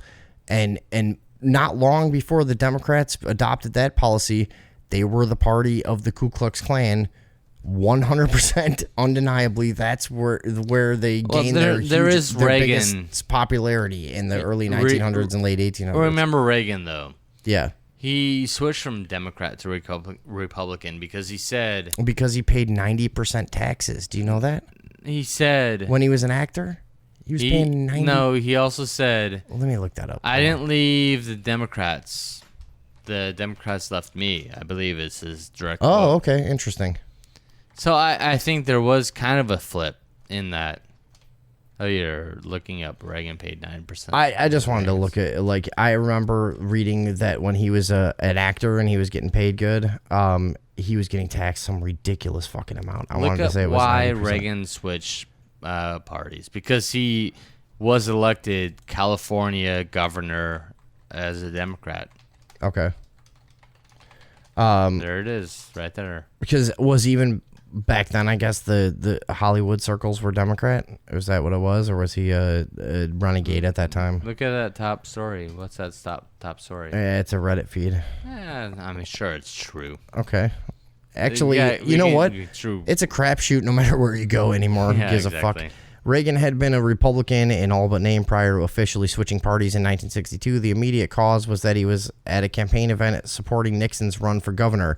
A woman asked him if he had registered as a Republican yet, and he responded that he hadn't but intended to. She happened to be a registrar and had brought a form for the purpose, and he officially switched on the spot. Yeah, probably a total lie. Probably it was all planned. That's my editorializing. In reality, Reagan stopped being a Democrat in the 1952 presidential election. He had approached Eisenhower before he declared and encouraged him to run, and even campaigned in a limited capacity for him in the 52 and 56 elections. In 1960, he wrote Nixon a letter declaring his support for the vice president, as Reagan felt that Kennedy would impose communism on the U.S. Two issues drove Reagan's conversion: fiscal policy and anti-communism. In the late 1940s, Reagan faced the end of his career as a movie actor as he was finding less work, blah-de-de-blah. He did this and that. Oh, yes, look, right here. He had a short window to maximize his earnings and ensure his future financial security, and that the present 90% top marginal rate wasn't fair. Dude, 90%. That's a crazy amount. I think of... Now, straight let's cut our losses. Imagine whatever your taxes are. Cut our losses with this Reddit feed. 90%. No matter what you make. I remember. Say you make $50,000 a year. That's like what? 45,000 go to taxes? No, what they would never do it to that. They would do it to people who are quote unquote job creators and blah blah blah. That level of society. That's who they would attack. Isn't it like a set amount though? Well, like a flat tax? That would be nice, wouldn't it? No, like the top X amount of earners. Are what? You get taxed at 90%. No, Reagan was part of a thing, and I want to say it was at the time it was over $200,000 a year or something like that. Okay, so he you was get, part of you it. get paid $200,000. That was a year. lot back then too. So you, But 90% they Yeah. took 90 fucking percent. So what's your motivation to make that kind of fucking money? 200,000% or $200,000 in 1975. What is that in today's dollars? Oh, I think it was well before that that he was paying that tax. But anyways, Okay, so let's it's say- like 185,000 you'd pay in taxes. for what? For what? So Yeah. it could be wasted Exactly. and fucking misappropriated Exactly. and apologized for next year. Yeah, Gives and a you're fuck. still ridiculed because you're rich. Right. Why would you want that? Exactly. No one wants No, that. what a crazy for turning towards the more economically conservative party. What a nut job. ridiculous. Why would you do that? He's evil. It's crazy. He's fucking nuts. Oh, he just wants more money for himself. And that's the thing is, Reagan was always interesting to me because I didn't read him as evil in a way that I've seen a lot of presidents as like you just look at them and you see what they've done and you go, God, this guy's fucking dirty and corrupt and evil. I didn't read Reagan as much that way until his later years where he just got weird and he had that they say he had a cold blood transfusion that fucked up his brain now is what's come out And later. he was listening to a tarot reader. He got a Right. bad palm reading and he freaked Yeah. out. Yeah. But yeah, he was interesting to me because I didn't see him as so evil as like I would see George Bush or Barack Obama or something. I mean, that's the you know? thing. He's an okay president according to Literary Classroom. Was he? Okay, just Yeah. okay.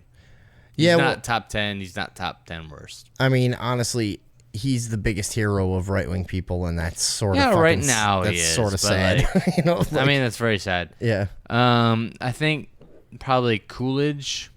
I haven't listened to the entire Classroom, but Coolidge is probably one of the top 10 Okay. because he didn't do stuff. I know nothing about him. Exactly. Yeah. You don't hear about him. He must be one of the best then. Yeah, you don't hear about him. Yeah, he stayed the fuck out of the way. I mean, like his thing was, you didn't hear about him at all. He didn't talk at all. Mm-hmm. There was actually a party where, Where he a got lady tried to talk to him and said, "Hey, my husband said he said, "Shut up, con. I'm the president. no." Get back- She said, Get back to your quarters." My husband said I couldn't get you to speak 3 words. And he looked at her and he said, "You're wrong." This was only 2 words. Yeah. Like he was so just soft spoken. He's not going to speak a lot of words. Well, you go back far enough in time, if you figure you know somebody's name from he was from 300 Silent Cal. That's his name. from a couple hundred years ago, they gotta have been fucking amazing. Like I don't remember people I met a few weeks ago. If I know your name from 200 years ago, you gotta be witty as fuck. You know what? Calvin Coolidge is the most bittersweet president I know. Because Hold on, can we hold on? I have to piss. Are we pausing? Yeah, right we now? got to take a break really quick. Okay, we're I have to pausing. piss. We'll come back with that. All right. They say success is the best event. All right, we're back. When we left, the frog economist here was he was all sweet on Calvin Coolidge, I think. Bittersweet. Bittersweet? Bittersweet on Calvin Coolidge. Now, give me the bitter first. The bitter is that he did not want to serve more than... I can't remember the exact terms because he got into office because the previous president died. Who was the previous president? I mean, I couldn't tell you. I'll find out. Don't worry. You Google it. We have microphones. We going know what we're Google? talking about. Don't worry. Anyway, George Washington set up the precedent that it was 8 years that a president would serve, right? Mm-hmm. So when Calvin Coolidge got into presidency, Are you looking this up in 1921? That's what we're looking at. Yeah, hold on. Sorry. We're still clicking and stuff. Let's see. 29th president in 1920. Yeah, and who did he proceed? How would you say that? Warren G. Harding. Okay, so Harding died in an office, right? Hold on, wait. Succeeded to the presidency upon the sudden death of... Oh, okay, I'm sorry. So he was vice president Yeah. to Warren G. Harding, and in 1923, Warren G. Harding died, and he became president. So, yeah, he became president. Yeah. He didn't want to run again, even though, I mean, there was no amendment that said he couldn't run for so many terms. Yeah. And he basically said that, like, if I would to run again, I would be over 8 years. He didn't want to do that. Okay. The problem with that is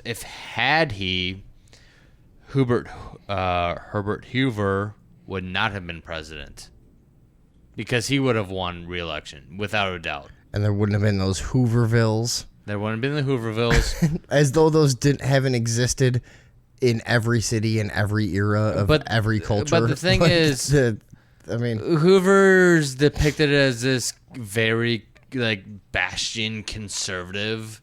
It's like all free market, and that is not Hoover at all. Did you know there's a Hooverville right now under the I-10 bridge as you go towards downtown? I don't know that. Yeah, there's a lot of like homeless people living under the bridges around here. And they call it a Hooverville? No, I just did though. Oh, I'm did. Gonna start. Oh, that's your thing. I'm gonna go. Yeah. I'm gonna go down there and put signs up. Right. Well, you do that. Signs. No. We were driving by there the other day, and it's a few months ago. We talked about it on the show, but yeah, we saw a guy just like jerking off, laying on his back in the middle of the day. It was like 3:30 in the afternoon, and he was just under the bridge, laying on his back. With just dick in hand, like not even like shamefully sort of trying to hide jacking off, just like an otter just floating in the water, just like fully relaxed. Can't say I've ever seen an otter do that. Well, no, and you probably never will. But this guy, I mean, fingers crossed. This guy's right? His body language was that of a relaxed otter, and he was just jerking off. And he had like also like a huge dick. We talked about this before we went into the whole thing, how you'd never want to see like a guy jacking off in public. And my girlfriend is with me, and the guy's dick is like way bigger than mine. And I'm like, God, this fucking blows. Like, because and I started to get like irrationally like, oh, you probably fucking want this homeless guy under this bridge because his dick is bigger than mine. Anyways, okay, so that's the whole thing about this guy. So back to Hoover and Coolidge. These are Hoovervilles. I just basically recapped an intro to an episode we did, but all right, yeah. They're over the there, thing is, and there's people jacking off. Lee, do you understand that? Coolidge there's big dick men. he ran for re-election, belly up, one time under the bridge, just one time in Hoovervilles. Right, Coolidge ran for re-election one time. The Great Depression would have happened during his term. Yeah. And likely it would have just been a recession instead of depression. Yeah. Because he would have did nothing.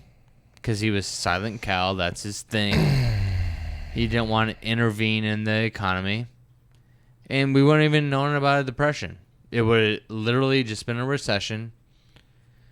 Because if you look at the statistics... Thomas Sowell has great articles on this.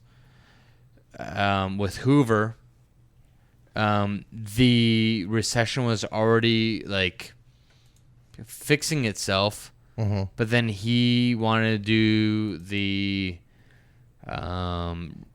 more imports. He put the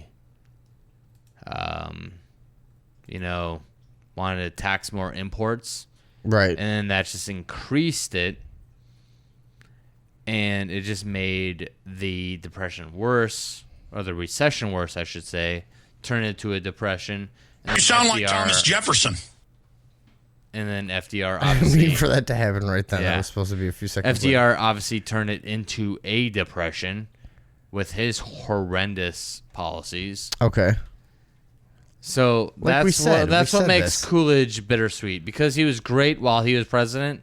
I wish he would have ran for president one more term, because I feel like it would have pushed all of our policies back. That would have, like everything we have now is directly because of FDR. So as long as FDR did it anyways, we might as well have had him. FDR wouldn't have been elected, because what could he have ran on? So you would rather have had the Calvin Coolidge compromise? No compromise. I guess at that time it wasn't, huh? He would have ran for 4 more years. There would have been a mild recession, Right. and then America would have been fine. You think we'd have just been fine? Yes. You don't think if FDR came along? I mean, because this is the thing. Like, you think this is all just like random and happenstance? It's like, not random. No, of course not. And that's what I'm saying is like if FDR, FDR hadn't ran come along, you on don't a think policy of actually small government. If you look at what he ran on, it was small government. Yeah, I know, but- and that's what's stupid. on the upshot though, like isn't our government largely theater anyways compared to like how things are actually run and how things have actually progressed in this country? Like, do you really think if FDR hadn't come along that there wouldn't have been some other plan to get us to basically the same point that we're at now? I think it just would have took us longer. Do you? Yeah. It would have pushed us back. Yeah, okay. So I mean, if it wasn't FDR, I mean, maybe it was Barack Obama that was the one that put us back. But they maybe they need the chess pieces in the right, because like what I remember when Obama was elected, I was still pretty young. I think I was like 24 or something like that, and I was like, I started to see right at that point. I was like, they keep pushing things further to the right and then further to the left and then further to the right and then further to the left. And it was like this kind of chess game where it needs to be in the right position and they're controlling all the pieces, but moving it back and forth, to eventually achieve their agendas. But I really started to see this just. That's not to the right or to the left. It's just more Orchestrated. government. It's more government every time. Okay. Republicans, government. Democrats, Yes. more government. Yeah. Republicans, more government. Democrats, Yeah. more government. It's It's not left or right. It's always just more government. That's what we need. I guess Every answer is more government. I usually refuse to really put myself in those categories, but then I talk about other people in those categories. I should probably stop doing it as far as left and right goes. Yeah. Yeah, I mean, both left and right want more government. Yeah, you're right. And no one ever decreases government. Bush didn't. You know what's funny? Clinton didn't. George H.W. Bush didn't. Reagan didn't. What's funny? Obama didn't decrease government at all in their areas. Right. It's always just more and more and more and more government every time. What's funny on this show, we always talk about we used to talk a lot more about police, haven't as much lately, but the conversation eventually would lead to, okay, what's the alternative? And we've seen a lot of neighborhoods and stuff in big cities turn down the police force in favor of private security and seen their crime rates decrease a lot. So we're always talking about like privatization of things, and we generally don't like socialization of things. And then it occurred to me like, wow, most mainstream right wingers are so opposed to socialization of anything at any time for any reason. It's just evil to them, except when it's law enforcement. Law enforcement is a completely socialist program. Law enforcement or like social issues. Yeah, and we want you can't be in your bedroom and have sex with another guy. You can't do that. That's not part of our freedom. That's Well, ridiculous. Most people only support freedom so far as they agree with it, and that's the thing. Like with Republicans, they will judge everything you do in a bedroom. Mm-hmm. Democrats will judge everything you do as a business. And they all want more government. So Sure. they'll always agree to more government. Because they know at some point their person's going to be in office. So, hey, agree to what we want now. They both support expansions of government when it favors their agendas. Yeah. It's always just more and more government. No one's repealing government. No. and we mentioned Ron Paul, obviously. Other than Ron Paul, Rand Paul is all right. Yeah, I got my issues with him. Okay, definitely. Like if we're gonna list, we're gonna list senators that are our favorites and representatives. No, because I don't really know any other ones. Okay, Rand Paul is by far the best senator. Yeah, in my opinion. Yeah. If I know his name, representatives, I will say Thomas Massie out of Kentucky, and Justin Amash, by far. Out of Michigan. Yeah, dude, I don't know. Best representatives. Okay. They are the most libertarian. They are the most willing to go across the aisle and say, hey, I'm willing to cut military spending on this side if you cut entitlement spending on this side. Yeah, I was just going to say, what aisle do you cross when you're a libertarian? And, I mean, that's why, like... He's willing to jump both ways out of the aisle. Like, it would be great if a libertarian, like... If libertarians had a better candidate than Gary Johnson, right, who is kind of I liked in 2012. I never really liked him. You know why? The hoodie laws. Do you know about that? No, I don't. Oh man! All right, I'll look this up so I make sure I get it right. But tell me why you like him. Okay, I mean, like I liked him, and I was a huge Ron Paul supporter. I'm not going to deny that at all. I feel like I'm not going to lose any credence with any people by saying I'm a Ron Paul supporter in 2012. But, like, you know, Gary Johnson, he's a libertarian candidate. But, you know, when it came to this year, I mean, Gary Johnson selected by far the worst vice presidential candidate ever for the libertarian presidency, where... he said that he was vouching for Hillary Clinton. Yeah. That's like, why would the libertarian vice presidential candidate say that? That's pretty much why I don't call myself a libertarian, is because I see them doing the same things that drove me away from any other party. Is this idea of like, look, I'm going to play the game, and I'm going to get in here, and I'm going to be electable, and I'm going to... I mean, that's definitely the game he tried to play, was like, I'm going to be so electable. Right. Even going into the nomination, I wasn't a big Gary Johnson fan. There was other I guess this was libertarians that I would have preferred. Sorry, just briefly to address what I said before.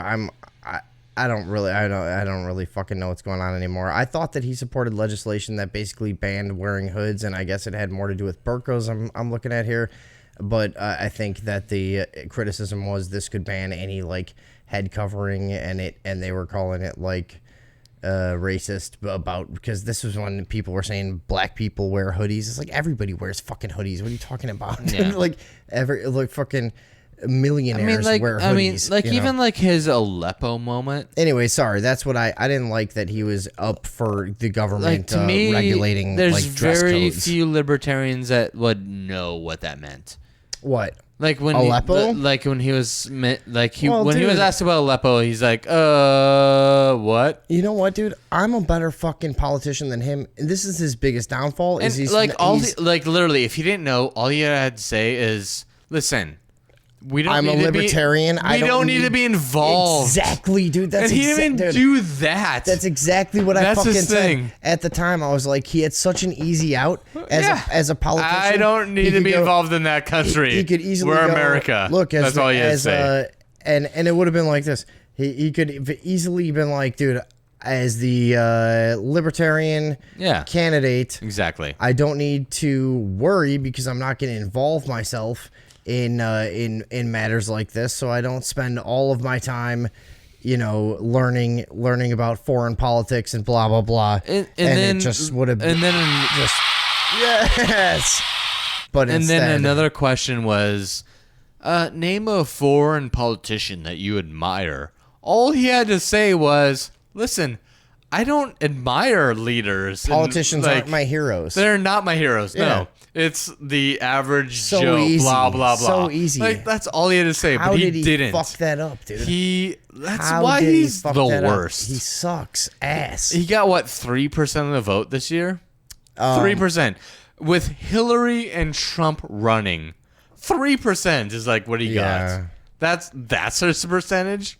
They should have easily gotten the 5. Here's something. Maybe 10. You know, if it was someone that was actually principled. Yeah.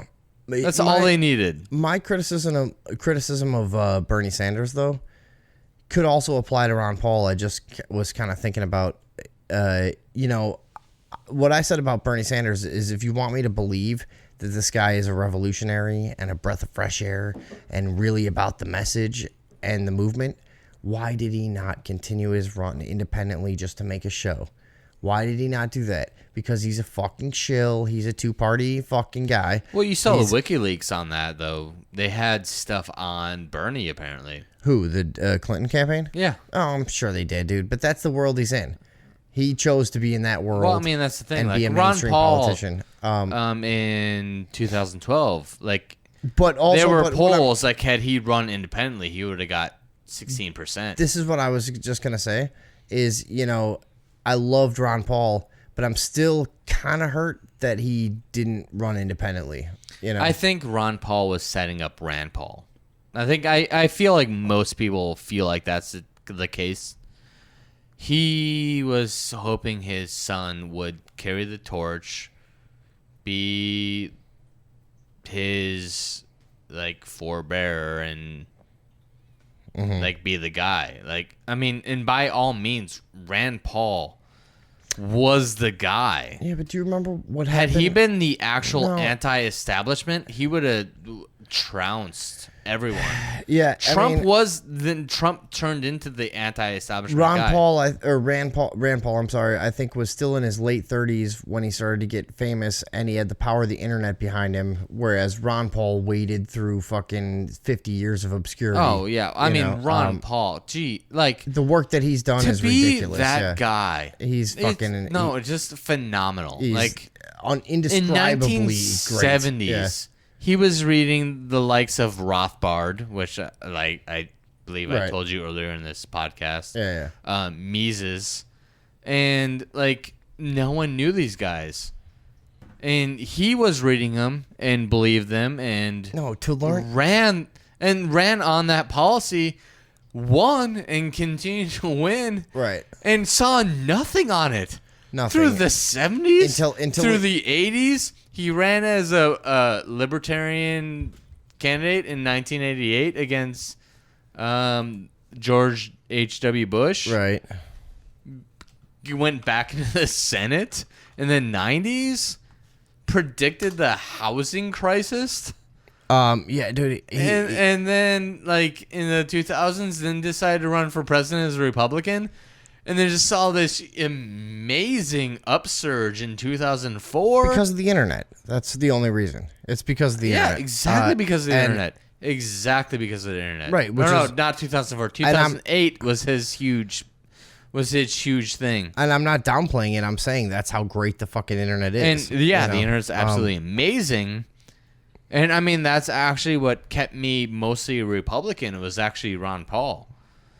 In 2012, when George Bush wanted to bail out the auto companies, that's not conservative.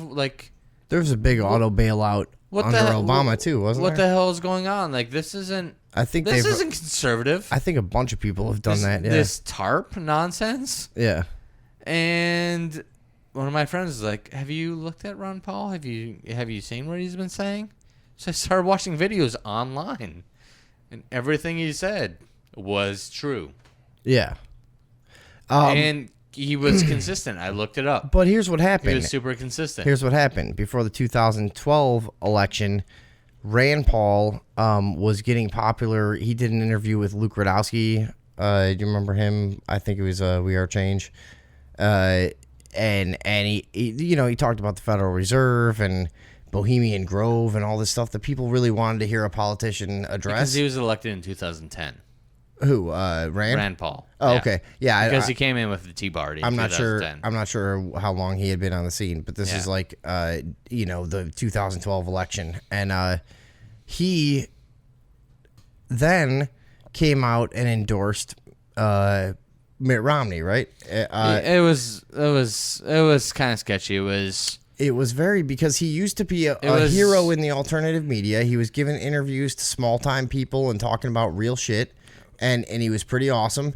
And then all of a sudden he made this switch, and he never talked to the alternative media again, though. That's my biggest issue with him. When he Rand never talked Paul, to them again. When he endorsed Mitt Romney, it was right before Texas's primary. Mm-hmm. So, I mean, that's why he does not have a lot of fans in Texas. Because all these people were trying to get Ron Paul delegates to go to the primaries. And then all of a sudden Rand Paul said, nope, Mitt Romney. And then that discouraged a lot of the Ron Paul supporters because they're like, oh, well, I guess it's over. I want to say Texas's was March 3rd. It was like a Super Tuesday type thing. Okay. But yeah, it was like a huge deal. That's like, if you go to Texas and you talk to people about Rand Paul, they're not friendly to him in the liberty movement. Because I used to live in Texas. No, well, dude, I was at the Bilderberg protest that year, right when he did that, when he endorsed. He endorsed Mitt Romney like a week or two after that. But already there was like bubblings when I remember we were at the Bilderberg protest, and people are like, yeah, Rand Paul's going to like turncoat and join the mainstream Republicans and this and that. And then, yeah, he endorsed Mitt Romney right after the Bilderberg meeting. And it was very, like, people were outraged. I remember actually, funny enough, I believe it. I remember listening to Alex Jones right after that, and him, like, screaming on his show, being like, do you have any idea how much support my listeners have given you, and then you do this? We've built your entire family up, with millions of fucking listeners that are all behind you. I need an answer on this right now. And then he came out, like, a couple days later and was like, I'm sorry about that. They don't owe me anything. I'm getting emotional and blah, blah, blah. And it was like this weird, I really don't know what happened. But I mean, I was in North Dakota at the time when he made that announcement. And I can't remember what the rule was. I think it was 5 states had to have a majority of their delegates vote for someone to get them on the ballot. So North Dakota was one of them. We had tried to plan for that, and we're hoping for Texas to be like the 5th. And so for Rand Paul to make that announcement right before the delegation actually met was like a huge deal. Yeah, definitely. Like, it was a huge deal to a lot of people was, for a lot of reasons. Yeah, and like to everyone, it's like, we were really hoping Paul do that. Yeah. If Ron Paul is like Ron Paul never wanted to be president at all. And by the way, he never endorsed a mainstream candidate ever. Yeah. No, but like also you knew he did not want to be president. Like if he became president, he'd just be like, I'm gonna veto everything. Can I just like? Yeah, you're right. Carbon copy veto everything. I don't want to be this position. I guarantee you, running for president was not his idea. And I go back to he just wanted to get his ideas out there, and which he did. I'm sure. Completely. I'm sure that people probably told him to run for president for 30 years before he did. Yeah, without a doubt. And I recall, some of my earliest lessons in politics were from my father, who really often, I don't know how many times I heard this, probably a good 10 times when I was growing up. Anytime politics came up while we were eating dinner or everybody was sitting around, he'd go, the only way you're going to fix anything in this country is if you go to Washington and shoot anything wearing a tie. and then the other thing he would say is he'd go, there's never going to be a good president in this country until they drag the guy into the office kicking and screaming. Yeah, and that'd be Ron Paul. That's incredibly insightful as I have gone through my own understanding of politics. Like, that's totally true. Why the fuck would you pay money for a job like this? Like, why would you pay 10 times what you're going to make unless we had a corrupt society where you got benefits you don't deserve? from being a supposed servant. It's so in front of everyone's face, but they just go, well, it's natural that you would have billion-dollar book deals and speaking fees and blah, blah, blah, and this and that. Okay. I mean, for real, are we all just going to acknowledge that's what we've built and that's what we have and this is what we're going to support and just be fine with it? Like, that's... Why would you pay how much do they spend? How much did Hillary spend? And she lost. Yeah, a lot. I don't even know the number. No, who cares? Hundreds of thousands. You know, whatever. Whether it's 1 million or 97 million, none of us doing this show or listening to this show can comprehend it either way. So it's a fucking giant amount of money. I want to say one story of Ron Paul that makes me just absolutely love him. Okay. Is 1992. Yeah. Like the Republicans took hold of Congress. Newt Gingrich was the Speaker of the House. Okay. Yeah, and it was 1992. REM was on your radio actually, dial. not 92. Yeah, it was 92. Yeah. The East Germans were mingling with the West Germans. Sure. Yeah. But anyway, like Newt Gingrich would try to like rally people together, like, "Hey, we need to vote for this bill, right? Mm-hmm. All right, every Republican needs to vote for this bill." And he'd say, except for Ron Paul, he's going to vote how he's going to vote. Because you knew Ron Paul was going to vote his conscience regardless. They didn't even fuck with him. They you know why? Yeah. Because they were sick of lectures. And he was just always... They knew he was going to vote constitutionally every time. This is like with Ron Paul in Congress, I would imagine he probably feels like when you have like a dumb girlfriend who's like, "Oh, you're always right," and you're like, "Yeah, I know." Yeah, like, boy. I am. Yeah. If you would just fucking listen to me. No, I'm voting no every time. I'm voting no. Yeah, I'm voting no. like, I'm voting no. I'm gonna vote no. Ron Paul. What a surprise! I'm voting no. Congress is just Ron Paul's like redneck fucking trailer trash drunk girlfriend. That's got to be how he feels by now. It's like, look, I know what you're fucking doing. I'm gonna vote no. I'm gonna do what I do. I'm gonna vote. I'm no. going over here. If you decide to hit me, I'm calling the cops. That's where we're at. I'm just gonna vote no. That's all we're doing. I'm not no. putting up with your fucking shit. No, you cannot tell me how you feel. Yeah. Leave me the fuck alone. Sorry. Then, like another thing with actual like Democrats and Republicans that are supposed to like try to raise money. Yeah. And like same thing with Ron Paul, like he never did that. Mm-hmm. Like you're supposed to like call back to your Congress. He doesn't need to because he's congressional district. Yeah. And try to raise money. He never did that. He did his thing, like because he was so consistent, and that's what it is. No one ever questioned it because he doesn't need to whore around. Yeah, we get it. He doesn't have your thing. He doesn't have any need for special interest groups because the power and the nature of his ideology is so naturally inspiring. Like when I first heard of Ron Paul, and I forget the name of his book. Somebody loaned me one of his earlier books. In the Fed? That I read. It might have been In the Fed or another popular one that came out in the... Liberty Defined? Oh, man. I honestly don't remember. Because I read through it in a couple of days, and it was like fucking 12 years ago. So I don't know. But, or whatever it was. No. What year is this? What year is it? So this would have been... Oh, shit. 8 years ago, I guess. Yeah. So 2010? Yeah, no, like 2008, because that was the first time he was kind of around.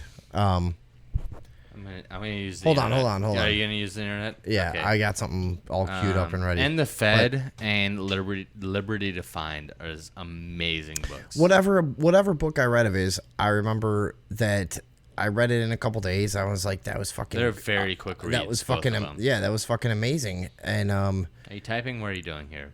What's going on? No, nothing. We don't need to find out what years the books came out. I'm saying I want to know what book you read of Ron Paul's. Come on. It was the audience wants to know. No, we don't need to. I still have it somewhere. Does the audience want to know? Do you know why I don't? Yes, we want to know. Do you know why I don't know the name of it? Because I lost the fucking actual cover to it, and it was just a blank. You know what I mean? The like. Who cares about the book cover? Who cares about the book cover? It's the substance of a book. Yeah, no, I understand. Don't judge a book by its cover. That's what we're saying. I understand that. That's I'm just saying. Why are you not typing anything in this? It's sat around an my internet house. that's not doing a thing. Am I doing it? It sat around my house for years, so I just never really looked at the title. I was like, oh yeah, there was that book where he talked about the basics of economics and the morality behind it. You know what I took away from the book? What book was Whichever book it fucking was the principles of that led me to be like a voluntarist, where he was talking about the core ideas of like a moral government would be to be non-interventionist and to do very Murray Rothbard as little as possible by force was kind of the thing of it. And it was like, I know. Oh, and it talked a lot about, see, this is stuff I already knew, but it talked a lot about the drug war, and it was like the whole purpose of it is to XYZ. And by the way, it's just basically hypocritical and immoral. And he was the first politician that I ever saw that said like, no. I got something here.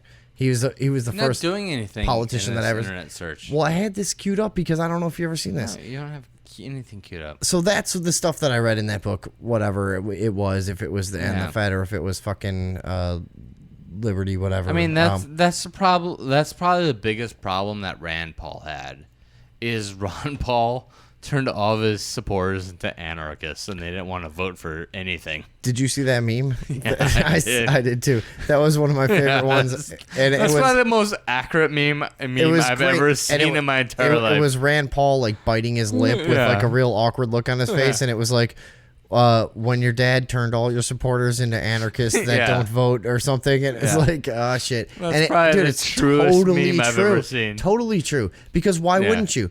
And I remember it's hard to make that conclusion with Ron Paul's statements. I was telling a lot of Bernie Sanders people, I was like, look, I've seen this before. I've seen your passion. I've been part of something like this. I welcome you to the anarchist movement. By the time the next election comes, a lot of you will be anarchists.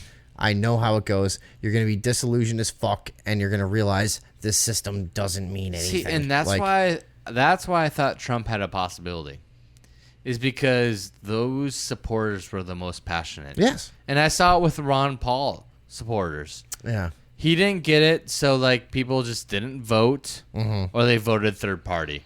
And I saw that with the Bernie Sanders supporters. Yeah. And I wish I would have placed money on it because I'd have won big, obviously. Even though, we don't even need to like look into evidence. That nomination was rigged for Hillary. You know it. I mean, WikiLeaks proved it. I'm saying the DNC staged that. Honestly, they cheated. I don't even Bernie Sanders out of it. I know all of the proof, but I don't even need to. It obviously is what happened. Yeah. Anybody knows that. I mean, get the fuck out of here. Did you know about the Morton Downey Jr. show? He was a talk show host, Morton Downey Jr. on TV in the 80s, and he had a lot of like these really terrible, fucking stupid, like emotionally charged political debates on his show. Okay, nice segue into what you want to talk about all of a sudden. No, it's Ron Paul. This is Ron Paul on the Morton Downey Jr. show in 1988. I've played this on the show a few times, but really, yeah, it's 15 minutes long. No. This is just the part that I want to play. Look at Ron Paul. Look at Ron Paul, dude. Look how young and fiery he is. And I play this to show you how obtuse the media was. Ooh, obtuse. Yeah. How could you be so obtuse? Yeah. The triangle's not equal. I know. Yeah. Look at this guy. His fucking legs are so far apart. Anyways, how like deliberately fucking biased the media was at one time. So this is he was actually running for president in 1988. Was he? I don't remember. But libertarian candidate, 1988. He was basically he was here disenfranchised with Ronald Reagan at that point. The show that they're doing here has a lot to do with the war on drugs, and Ron Paul is for legalization, as anybody knows. Yeah. And so we're joining at a heated moment where the audience is asking some questions. No-nos against drugs. It's a program geared primarily down to This is an kindergarten. audience member. We do it through music, a cartoon character called Little No-No, the drug fighter. character. No one else in the United States is giving us a hand. This Is a guy tyrannical plans. Moron. approach to solving a This is social Ron medical Paul. problem, and we endorse the idea of voluntarism and self-responsibility, family, friends, and churches to solve problems, rather than saying some monolithic government is going to make you take care of yourself and be a better person. It's a preposterous notion. It never worked. It never will. The government can't make you a better person. A monolithic government. A monolithic Can we government. just enjoy that a little bit again? I Because enjoy that every time. my you wanna goodness play that. gracious, how I'll do you listen to not that every fucking time. love this guy, Called dude? Little No-No, the How do you drug fighter. listen to his No one else in the response to this United fucking States is moron giving us going, a hand. "Here we got a cartoon Tyrannical fighting approach back." to solving a social medical problem, and we endorse the idea of voluntarism and self-responsibility, family, friends, and churches to solve problems, rather than saying some monolithic government is going to make you take care of yourself and be a better person. It's a preposterous notion. It never worked. It never will. So true, so always will be true, He always actually was had true. a similar response in the 2012 election. Of course, because he's consistent as a mom. Because someone said, "Would you legalize heroin?" And he said, yes, of course. He said, "Yeah." Right. Because like I don't need the government to tell me whether or not like there's no one in this audience that's like, "Oh wait, the government says I can't shoot up heroin." Oh wait, it's all right. Oh, okay, I'm gonna start shooting it up. And he's like, Oh wait, hold on. Did OxyContin cause more deaths than heroin and cocaine combined last year? I mean, Yeah, that's it the thing, actually like- did. So this is all preposterous. Someone's like, he's like, no one needs the government to say I need the government to say I can't shoot up heroin, and I'm not gonna shoot up heroin. People are already shooting up heroin. dude, and It's not the government that's stopping them. No one says that. I've done heroin probably 5 times. I never shot it. I've snorted it, and I will tell you right now. Wait, you snort heroin? Yeah, you I can. had no idea. Yeah, you can. You could snort it, or at me over I here. think there's ways to smoke it. Look at me over here, the virgin heroin. Yeah, addict. you can definitely snort it, and for if you've never done heroin before and you snort it, it's like a powerful high. But I Right. think then So, listeners, what I was gonna the say show, was though, snort the heroin. That's what you want to do. yeah, if you're just getting started, definitely, Yeah, just do that. you could just try it, because honestly, if you try it, you'll probably find what I found. Unless the government says not to, Right. then you don't want to. But here's what I found. Here's my motivation to not do heroin. It fucking sucked, and it made me throw up. on your own without the government telling you to. Yeah, actually, yeah. The it was- government. Wait, the government said it wasn't good, well, I did look and at. you still did it. I don't even understand how that works. I did consult my government crazy. behavior manuals, Yeah. and they did agree with my findings. What but did they tell you beforehand? they told me Do that, not snort this. yes, and against their advice, I did in fact snort heroin. You know, I'm outraged that you would even disobey the government manuals. Do you know on what I this. did? I snorted heroin into my person. Oh, right into your person. Into my person, yeah. As it would be worded outrageous. legally. I know, because you know why? That's outrageous. I didn't do heroin. I snorted it into my person, Oh. which is actually Gross. Which is actually goods owned by the United States corporation and assigned a UPC number, i.e., a social service or social security number. Can I do a social, like, No, but what I will Yeah. tell you is kids don't do heroin No. because it's the worst because the government says so. We're not doing that. Can I Unless- throw that in there? we can do that in a minute. Oh wait, If I you mean want- I already did it. So are you gonna cut that from there? no, Okay, perfect. It's already in there. it's there then. That's what I wanted. But what I was gonna say is, I don't want kids to be doing heroin left and right. dude, heroin blows.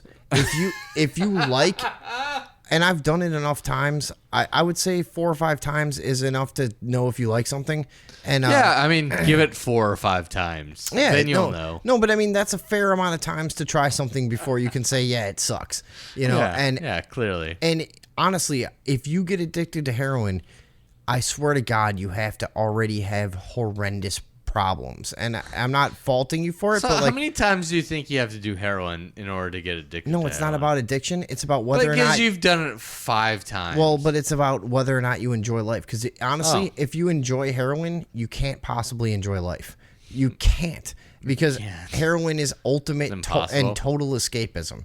It's like basically I will do nothing, I will eat nothing, I will think nothing, I will get nothing done, and that drives me nuts. I fucking hate that. So it's not the drug for me. That seems like my perfect life if I do that. Maybe you'd be more the type. Should I do that? See, I'd be more prone. Should I do heroin? That's what you're encouraging? I try it. Yeah, I don't care about you. You want me to do it 4 or 5 times? I've known you for like 2 months. That's what you're saying? Go fucking overdose. I don't give a shit.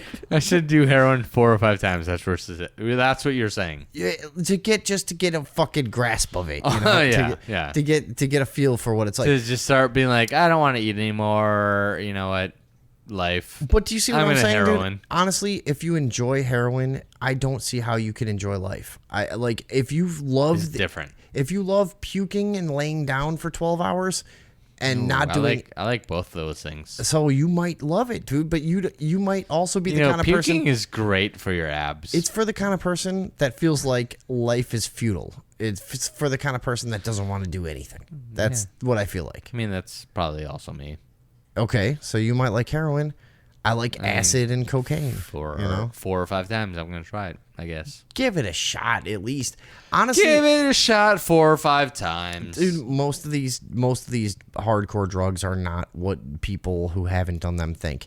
It's like I completely agree. It's all just the media blah blah blah blah blah. Doing a line of weak cocaine is like drinking cocaine? No, weak cocaine. Weak cocaine is like drinking too much coffee. Honestly, it's not that much different. And doing a line of great cocaine is like fucking feeling like God. It's awesome.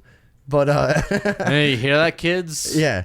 You do the great cocaine, not the weak cocaine. Make sure to ask your dealers for the great. You'll get a notebook out and line up the rest of your fucking life in 20 minutes, like chain smoking. Like, here's what I gotta do.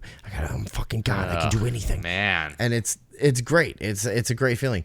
But wait, I want to talk about Trump on this episode. Okay, well, anyways, my only point. Too many minutes past, or we were just talking about drugs, and I think I just wanted to make a brief point that drugs are a choice, and if you choose to get addicted to a drug like heroin, you're a fucking asshole. But then, hold on, let's play out the rest of this Ron Paul thing, and then we'll go to your thing. The government can't make you a better person. It can't make you follow good habits. Why don't they put you on a diet? You're a little overweight, and I think you'd be in better health.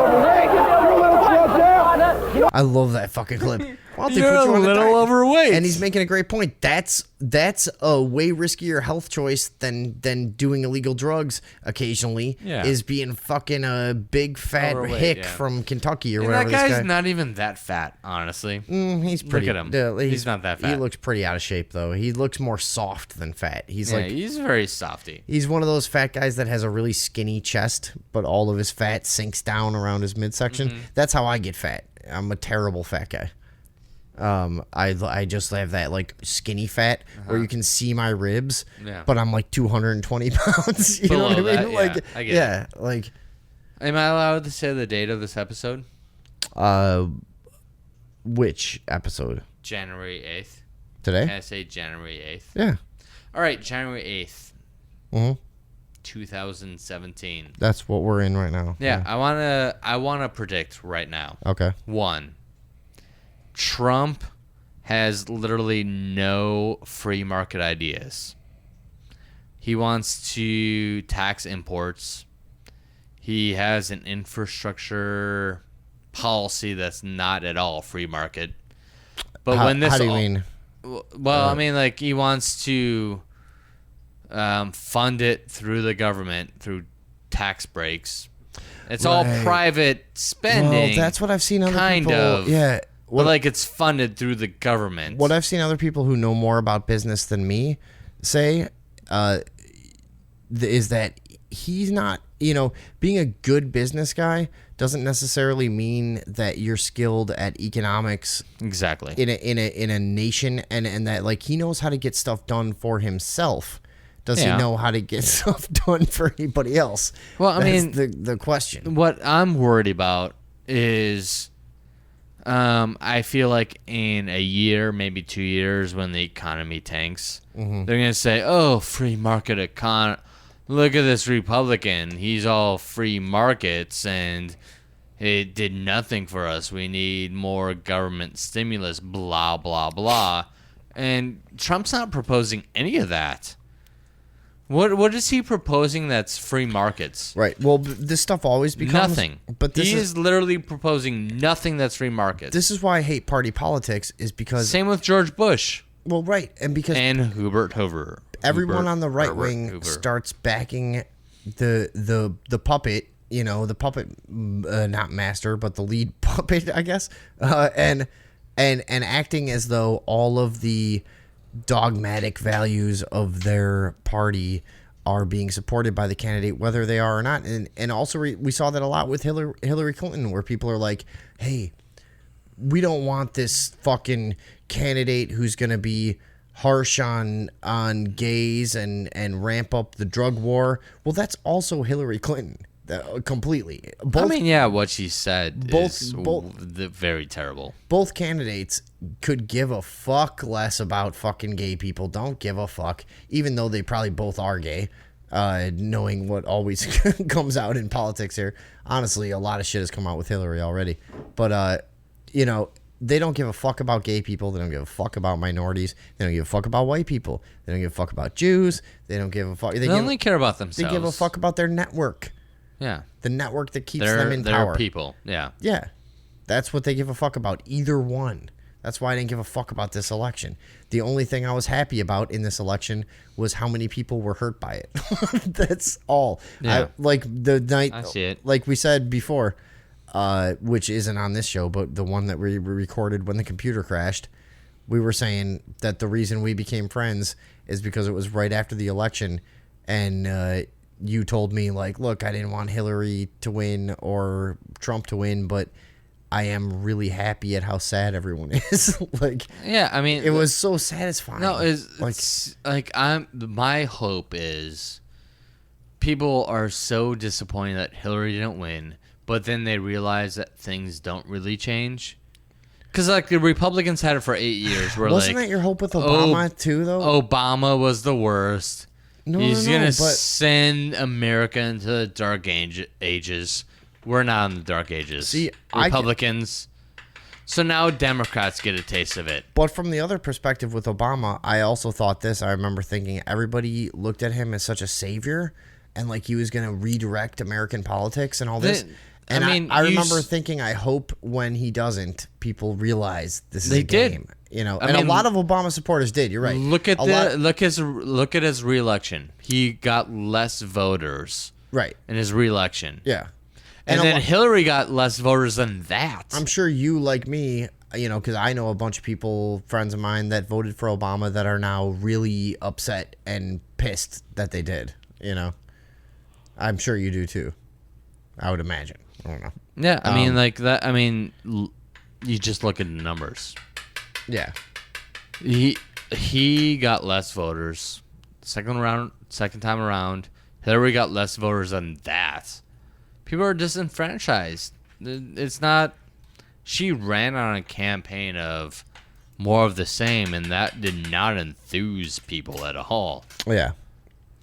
And honestly, because the economy is in the tank. Let's also be real. When we talk about politics in the recent years in America, I don't really give a shit what anyone says, and we all like to think we're intellectuals, but so much of it has been influenced by social media and the war in social media that has spilled into real life, that has gotten into this weird left-right at each other's throats all the time kind of thing. And as annoying as the left has gotten, that I think that is and yeah, look, I'm not a right-wing guy either, but as annoying and weird and hypocritical and volatile as the left, I think that plays a huge part into why Trump got elected, because so many people that may be somewhere in the middle like me, they look at the left in the past few years and go, you guys are out of fucking control. You don't even apply logic to your arguments anymore. You're a bunch of emotional fucking morons that are really like just more fascist than anything they want to fight against, and it just gets to be that tips it over the scale to where like all the people in the middle sort of skew to the right because the left is so fucking repulsive right now. Well, I'm gonna name drop again. Yeah. Larry Sharp, he's a libertarian. Mm-hmm. He posted a great thing on his Facebook where he said, you can't blame anyone for voting for Trump or voting third party. Because if you're upset that people didn't vote for your candidate, you yourself did not do the job to convey why your candidate should have deserved that vote. Well, dude, there wasn't a fucking case to be made for Hillary Clinton. But that's the thing. No one did that. They said, don't vote for this guy because he's racist, he's xenophobic, he's whatever other thing you want to throw at him. By the way, I don't know where you stand on it, but I have never seen the case made that Donald Trump is demonstrably racist. And that's the thing. I cannot like agree when with people that. try to look it up. Yeah, he's not. I cannot agree with that. He never said anything hugely racist I'm or saying xenophobic or any of those things. He might be. He very well could be. In his private life, but I haven't seen the demonstrable evidence at all. And you know what? Once again, I did not vote for the guy. Me either. But I don't vote. When you say someone's racist, I expect him to be saying the N-word or, like a super racist. Or saying something that implies like superiority of a race. Exactly, and he never did that. No, and people would go, well, what about what he said about Mexicans? A fucking retard. Mexican is not a race. Mexico is a racially diverse country that happens to be in peril, that people are spilling over the border into ours and causing tension. You don't live on the border, so you don't fucking know that or understand why there's concerns, but okay, fine. It still doesn't mean Mexican is a race. If he was racist, you know what liberals think Mexicans are all the guys, the bus boys that they see at their local restaurants that are all dark-skinned Native American, I mean, it's but Mexico has all different races of people. And then what about what he said about Muslims? Yeah, Islam is not a race at all. It's an ideology and blah, blah, blah. There's no evidence of racism. If he was racist against Mexicans, he would be going, we got to deport Native Americans. Like he did say, I don't want any Muslims to be coming into America, but then he backtracked that. Well, but because, the thing is, but he's a politician now, so you can't trust any fucking word that he ever says. Exactly. So who cares? But says? that's the thing is in any argument, and my favorite Facebook post was, "Hey, tell me why I should vote for your candidate without mentioning the other candidate." Yes. No one could. No one could do it. Every Trump supporter would say, "Well, I don't want Hillary," and vice versa. I don't want Trump. With Trump, they couldn't just say this is what Hillary's gonna do. This is what Trump's gonna do. Neither side could do that. I think also the other thing it came down to was that Trump did have the little bit of edge in that regard, where people maybe thought that he would do something and new. He's different, but because the economy was terrible. He was actually the difference, because Hillary said, "Oh, listen, everything Obama's doing, I'm gonna do again. I'm gonna continue Obama." Well, the economy's fucking terrible. Why do we want to continue that? Not to mention, we're gonna vote for the other dude. Obviously, we want jobs. Our conflicts have multiplied. Our fucking foreign policy is in shatters. I think the foreign policy stopped people from voting. But China is basically telling us... When people voted, they were like, is the economy good or bad? Dude, have you bad, seen... I'm going to vote for the other guy. Have you seen... I think that's what it came down to. Just speaking of where we're at now... Especially when you look at Wisconsin, Michigan, Pennsylvania, the swing states. Yeah. I mean, they want a different economy. Everyone wants something different. Everything sucks. I mean, Everything those are everywhere. Huge manufacturing states... And they voted differently than they typically vote. Here's what I'm going to say. We're at a state now where I swear to God, race relations are fucking strange in this country at this point. It's so weird. 10, 12 years ago, when I first started hanging out in bars and being an adult and all this shit, I was like, everybody just hung out. Everything was pretty normal. There wasn't this big divide, and you had to take a side on stuff and blah blah blah. Do you feel like there's a divide now? More than honestly, more than there was then. Yeah. Really? Yeah, more in how people just casually make statements that are politically charged in public now. Yeah, I think there is like a lot more of a divide. I mean, I don't feel that at all. Yeah, I don't know. I notice it, and maybe I'm looking for it, but I notice it. Maybe. I don't know, but okay, and then foreign relations, we're bombing. I think one extra country than when Obama came in. We've made no progress there. What? Pakistan, Libya, Iraq. Yeah, there's 7 countries. I forget the full list. He started. But he's doing 7 things, yeah. But okay, so I mean, just looking at things kind of generally, and then China is basically in the past year, China has started just going, fuck you. It's like when your dad, it like beats you up, but then you turn like 15, and you're like big enough to take him, and is this moment. That's what China's having with the United States right now. China just turned 15, and they're just looking at us like, you know what?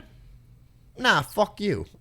And they're starting to make little movements. Well, the thing with America is we need to start exporting. Well, and then stuff. Russia is teaming up. We don't have stuff to export. Russia's teaming up with the Philippines now. Now they're joining up with their military and doing like military exercises and Navy exercises together. Shit's starting to look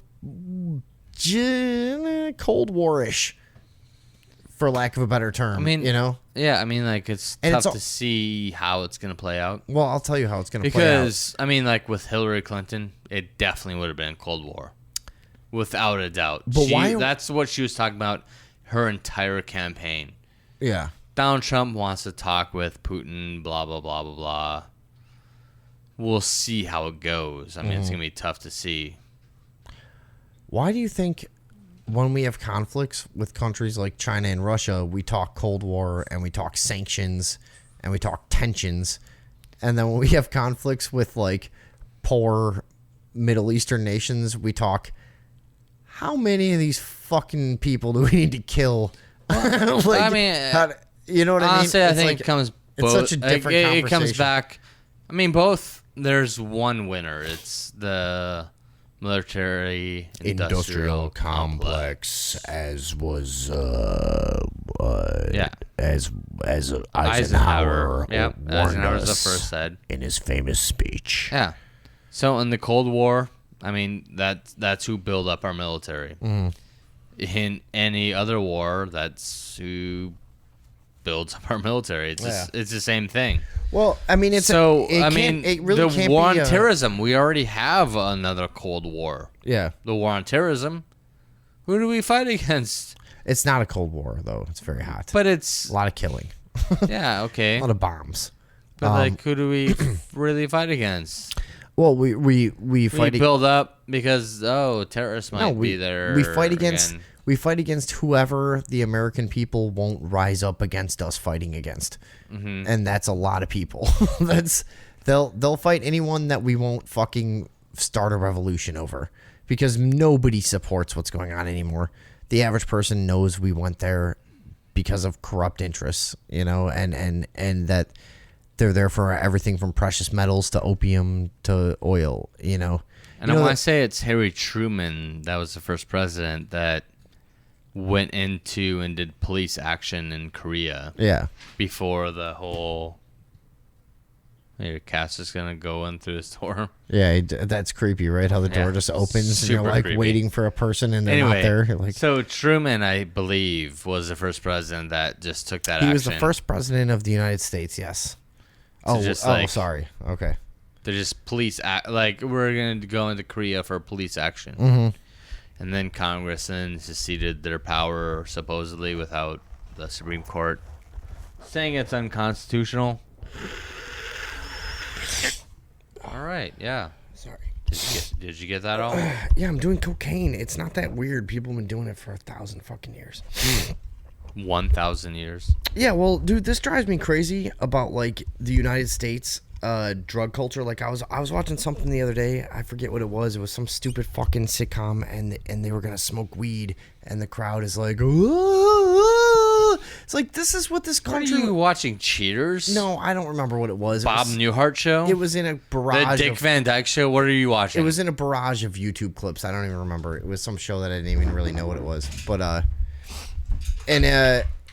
it just drives me fucking nuts, the stigma of drug use in this country, when honestly before the 30s, your average everyday it wasn't weird to fucking do coke, it wasn't weird to smoke weed, it wasn't weird to do a little bit of fucking laudanum. You want to drink some laudanum, pass out at the park, you know what I mean? What the hell is laudanum? That was like an early version of like something like morphine, you know. It was like I think laudanum was like an opiate drink or a pain-killing drink. Oh, what we called the good stuff. Yeah, it was like drinking codeine, you know, something like that, I think.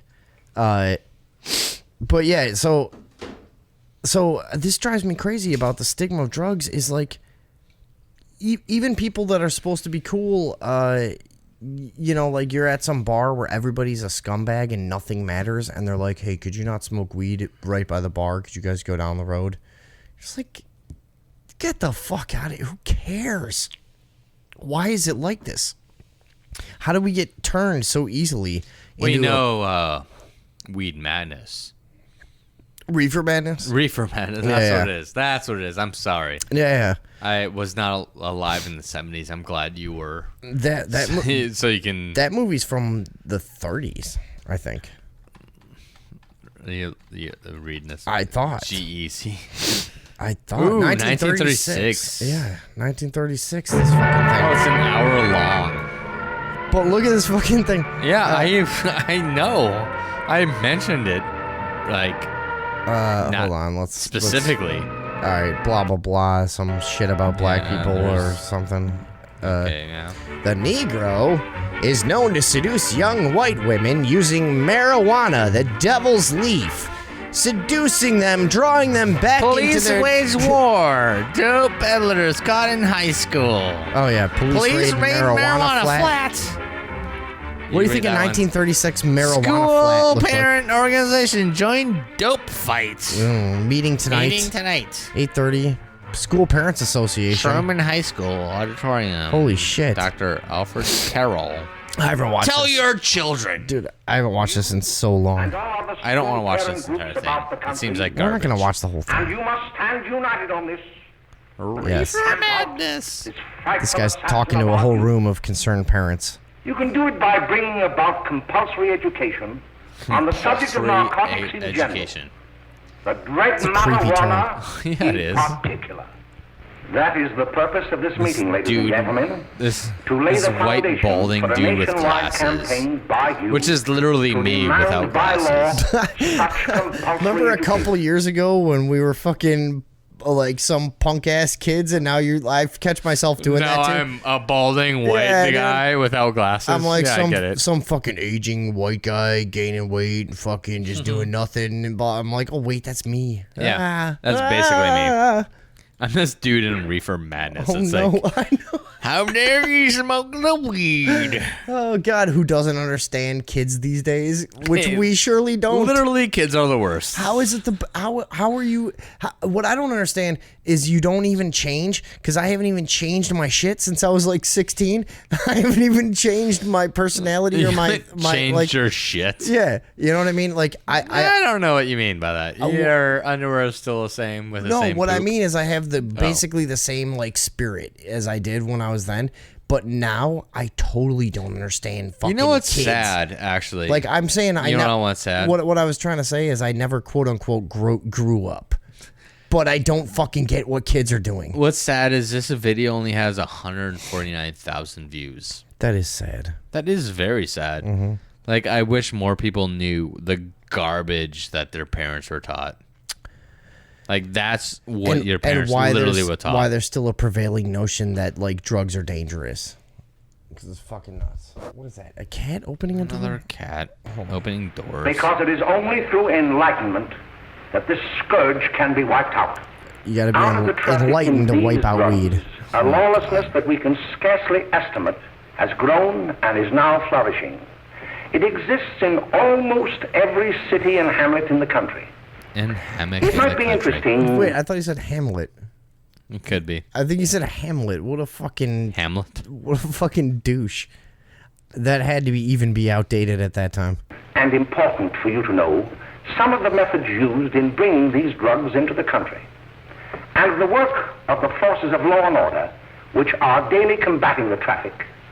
What does this guy look while he's getting? Can you go fast forward where like they get reefer madness? Yeah, that's what I want to see. But like, look at this guy. Like this is literally the worst movie you could ever show for. And we're not even madness. showing it. We're just offering the audio to our listeners. No, like I'm saying as a government institution because that's who sponsored this. Clearly, it's so stupid. How were people this retarded back Go then? like more forward. Go. Like we need to go. And everybody this is fucking man. I want to see the reefer madness. And 2 years later, that's what we want to do. Okay, let's see here. It's hard to tell from this where to go. I bet it's all hilarious, honestly. Here, let's see what there's some teens, I think, walking. Why you want to make such a fuss over that Ralph Willie? Yeah, we're walking back from our lecture of reefer madness. Yeah, and that lets him out. No one wants reefer madness. Oh, but I do because, screw authority figures. Ralph runs around pretty much in his That's what that guy's saying. Let's see what these hep cats are saying. Yeah, I mean, they're super hep. Well, you better not. We're doing slang from 40 years after this was made. Yeah, hep cats. Hello, Mary. How are you, Bill? How are you, Ralph? Oh, hello, Ralph. You know my brother Jimmy, don't you? How are you? Well, I'd like you to meet a friend of mine, Jack Perry. Mary, Bill. How do you do? Glad to know you. All right, so what do we got? A bunch she probably wants to wake up to go to normal work. Oh, you can play anytime. Come on, we'll have some laughs. We got a bunch of fucking 30s people. Can I go along with you? Sure. Hey, I'll see you at dinner, sis. I'll see you at dinner, sis. That's what we're like. This is our episode now. We just let this guy in this. We're watching Reefer Madness. Let this guy in their buggy to rape his sister. But he's got a sweet hat. And a sweet ass. Look at that. I mean, yeah, it's cute. This is a party in the 30s. Look at how shitty this was. Did you see how close they're dancing? And that piano guy's really digging it. This is fucking, yeah, dude. What was that piano guy? What the hell was that guy? He was very strange. His hair was parted in the middle, but he had like it looked like it would have been a Jew fro if he didn't have his hair parted, kind of thing. Like, We're going over to Joe's place. Hold on. We have a date to play phone. a set of doubles. Yeah, get that phone. Come on, we'll have some laughs. I'm gonna describe Reefer Madness while you're gone. Sure. Hey, I'll see you at dinner. Okay, he rewinded it to the point where people are driving off and then other people are walking, and the guy has the guy just took the one guy's sister a to rape very him, sweet butt. and then the older man is walking this guy And then into they're dancing again. pot. He walked him into a pot den where everybody's doing, what is this, the Charleston, I presume? Yeah, probably. Jitterbugging. I don't know what was going on then. Yeah, I mean, it's... And the piano guy. Look at this fucking guy. Super creepy. He's really got some crazy. Anyone that wants to look at like 12:30 Reefer Madness. Yeah. Look it up on YouTube. And then these guys. The guy's super creepy. 3 young gentlemen walk in. Hey, darling. Hey, I want some Reefer. Hold on. Let's listen to some madness. You want to dance? Do it. So these are the normal kids. Those are the normal kids without the Reefer Madness. Jesus, how terrible it would have been to have to dance with a girl before you fucking finger her in your car. Because, like, by the time I was a kid, you just went to it, you know? Hey, let me get you drunk and finger you in my car, and then you'll suck my dick and blah, blah, blah. That's all that was going on then. Now, this shit looks... I never experienced any of that. Yeah, dude, this shit looks terrible. You gotta go... Look at this fucking asshole in his nice outfit. Definitely danced with him, and then nothing else happened. Really? In my life. I've, like, never danced with a girl, and I have just fucking been plugging their holes with cock so for glad you lived in Chicago. 17 years. I lived in Midwestern fucking North Dakota. Okay. Where that didn't happen. Well, you had probably like 4 girls in your town, and like 7. 3 of them married their cousins, and you just really didn't have many options. That's what I would picture where you grew up. So when there's a lot of options, you finger bang them in your cars. No, what I'm saying is we just when there's a lot of options. Yeah, we just went right to it. We didn't. Yeah, sure it is. Sure it is. Yeah. Look at this guy. Oh, the piano player was smoking reefer. That's why he looked so crazy. Oh, yeah, that reefer. Did you see that? He was smoking a joint like a harmonica. He was like puffing it with. Look at him. Look at him. Oh yeah, that is. Yeah, he's got his joint like a harmonica. Like. Hey kids, we're having a little party up at my girlfriend's apartment. Wouldn't you like to come? Oh, I'd love to. You want to come, don't you, Jenny? Oh, sure. Any place with you. Sure, that sounds fine, Any Jenny. place with you. Any place with you. I'll date you for 8 years without fucking your mouth, Jenny. It's the 30s. Do you want to tell us anything there? Hmm? You want to tell us anything? Just making fun of old-timey people. Oh, okay, yeah. That's all. Not your own situation in your life? No, it's just my sexual experience was like... Oh, okay, yeah. You just never fucking a girl for 8 years. No. I get it. I get it. I understand. I'm making fun of the 30s. We're here with you if you ever want to talk to someone. My sexual experience was much more gratifying. Sure it was. It was. Uh-huh. Although the first time I tried to have sex, I couldn't get it up, which was weird. No one wants to know about that. I was 16. 0 people want to know about that. Isn't that weird? I was nervous. I don't want to know. And I had a bad diet. You had a bad diet? Yeah. What does that mean? Now then, enjoy yourself. You will. I was just very... Heavy sigh. I was very, like, I don't know. I was very unhealthy and tense and weird and nervous. You think that and like contributing to you not wanting to have sex with a lady? It's swell. When I was 16? Don't you like it? Sure. It wasn't whenever you want to pretend that age happened. It wasn't that I didn't want to. It was just I was just like... You're so unhealthy that you couldn't do it. Failed, yeah. Every listener that's listening right now. Yeah. I want to know how many are unhealthy and how many were able to adequately have sex the first time. When they were 16? Yeah. You don't think that happened to a lot of people? No, I don't think that's a thing. No. Well, I'm being unhealthy is literally the last reason I'm offering someone's that, able to do it. I'm offering that up as a honest admission. I did not quite get it all the way up. You didn't quite coitus. Do you know how? Do you want to know honestly? Since we got into this, yeah. I mean, honestly, I was thinking about this recently, and at the time, I was so stupid that I was like, something's wrong with me. I can't do this. What the fuck is happening? Yeah, I mean, you're not a man, clearly. Hold on. But then I cheated on this girl that I was dating and wanted to fuck with this other girl. Looking back, she was really hot and she had like big. The girl you cheated on, or that I cheated on her with was like so much hotter. Okay. And at the time, I was so inexperienced that I was like. So I cheated on her, and I was like, my dick was like a fucking flagpole. It was like, perfect. And I was like, why does this happen with her? Yeah. But I picture perfect as like flagpole. Like, I can raise a flag. I was trying to think of thing. something long and straight. I don't know. I couldn't think of a canoe. No. Canoe? My dick was like a canoe. No one says canoe. My dick was literally no one. My dick was like a canoe rowing down a river of pussy. All right. No one says that. No. So anyways, you are the worst at this analogy. So I had all this great sex with this girl, and then I would like beat myself up. But what I realized later on was like beat yourself up because I couldn't get it up. Beat yourself up because I couldn't get it up with this other girl, and I realized over time. But you'd beat yourself up. No, I'm telling you something. So I realized that I just really wasn't attracted to this other girl. And it took me like till I was a little bit older to realize what kind of women I was like really attracted to. What women are you really attracted to? Like, buxom, shorter, voluptuous girls. Oh, the voluptuous ones. Yes, definitely. Yeah, I get it. White girls, preferably. Wait, was your first girlfriend not white? No, she was Mexican. Okay, so you're racist. My dick might be. Oh, all right. No, but actually the other girl was like a skinny Italian girl, and she didn't have like really big tits or a big ass or anything. And so she wasn't not white. No, she wasn't not white. So it's not just that. I could fucking not get a boner with any kind of fucking race. I don't care. Okay. All right. Yeah. We're all following you. Yeah. So, whatever. All 100 of your listeners are still here listening to you talk about your perfect woman. But you're asking. I was just saying. I offered this up because I thought it might be kind of funny, and I guess it probably is to everyone but me.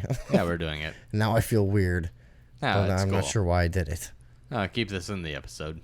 Yeah, no, it'll be in there. It's fine. I don't give a care. I don't. We've been talking like for 4 hours. Yeah, I guess this should probably be over. Yeah, we should probably conclude this or turn this into 2 episodes or something. All right, let's get out of here. 3 episodes. Let's just watch some Reefer Madness. Yeah, that guy fell down. The girls are laughing. They're all about to get raped by N persons, I assume. Probably. But anyway, as the Frog Economist. Yeah, thanks for being here, Frog Economist at froggeconomist.wordpress.com. And then Overdose Talk Show.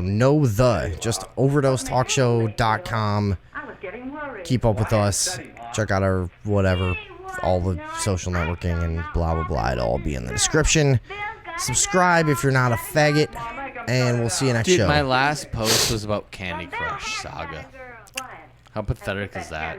I didn't realize I had just had a faggot on my show for 2 hours. But apparently that's what's happened. I was addicted to Candy Crush Saga. Same. And I'm addicted to liberty. God bless America. Good night.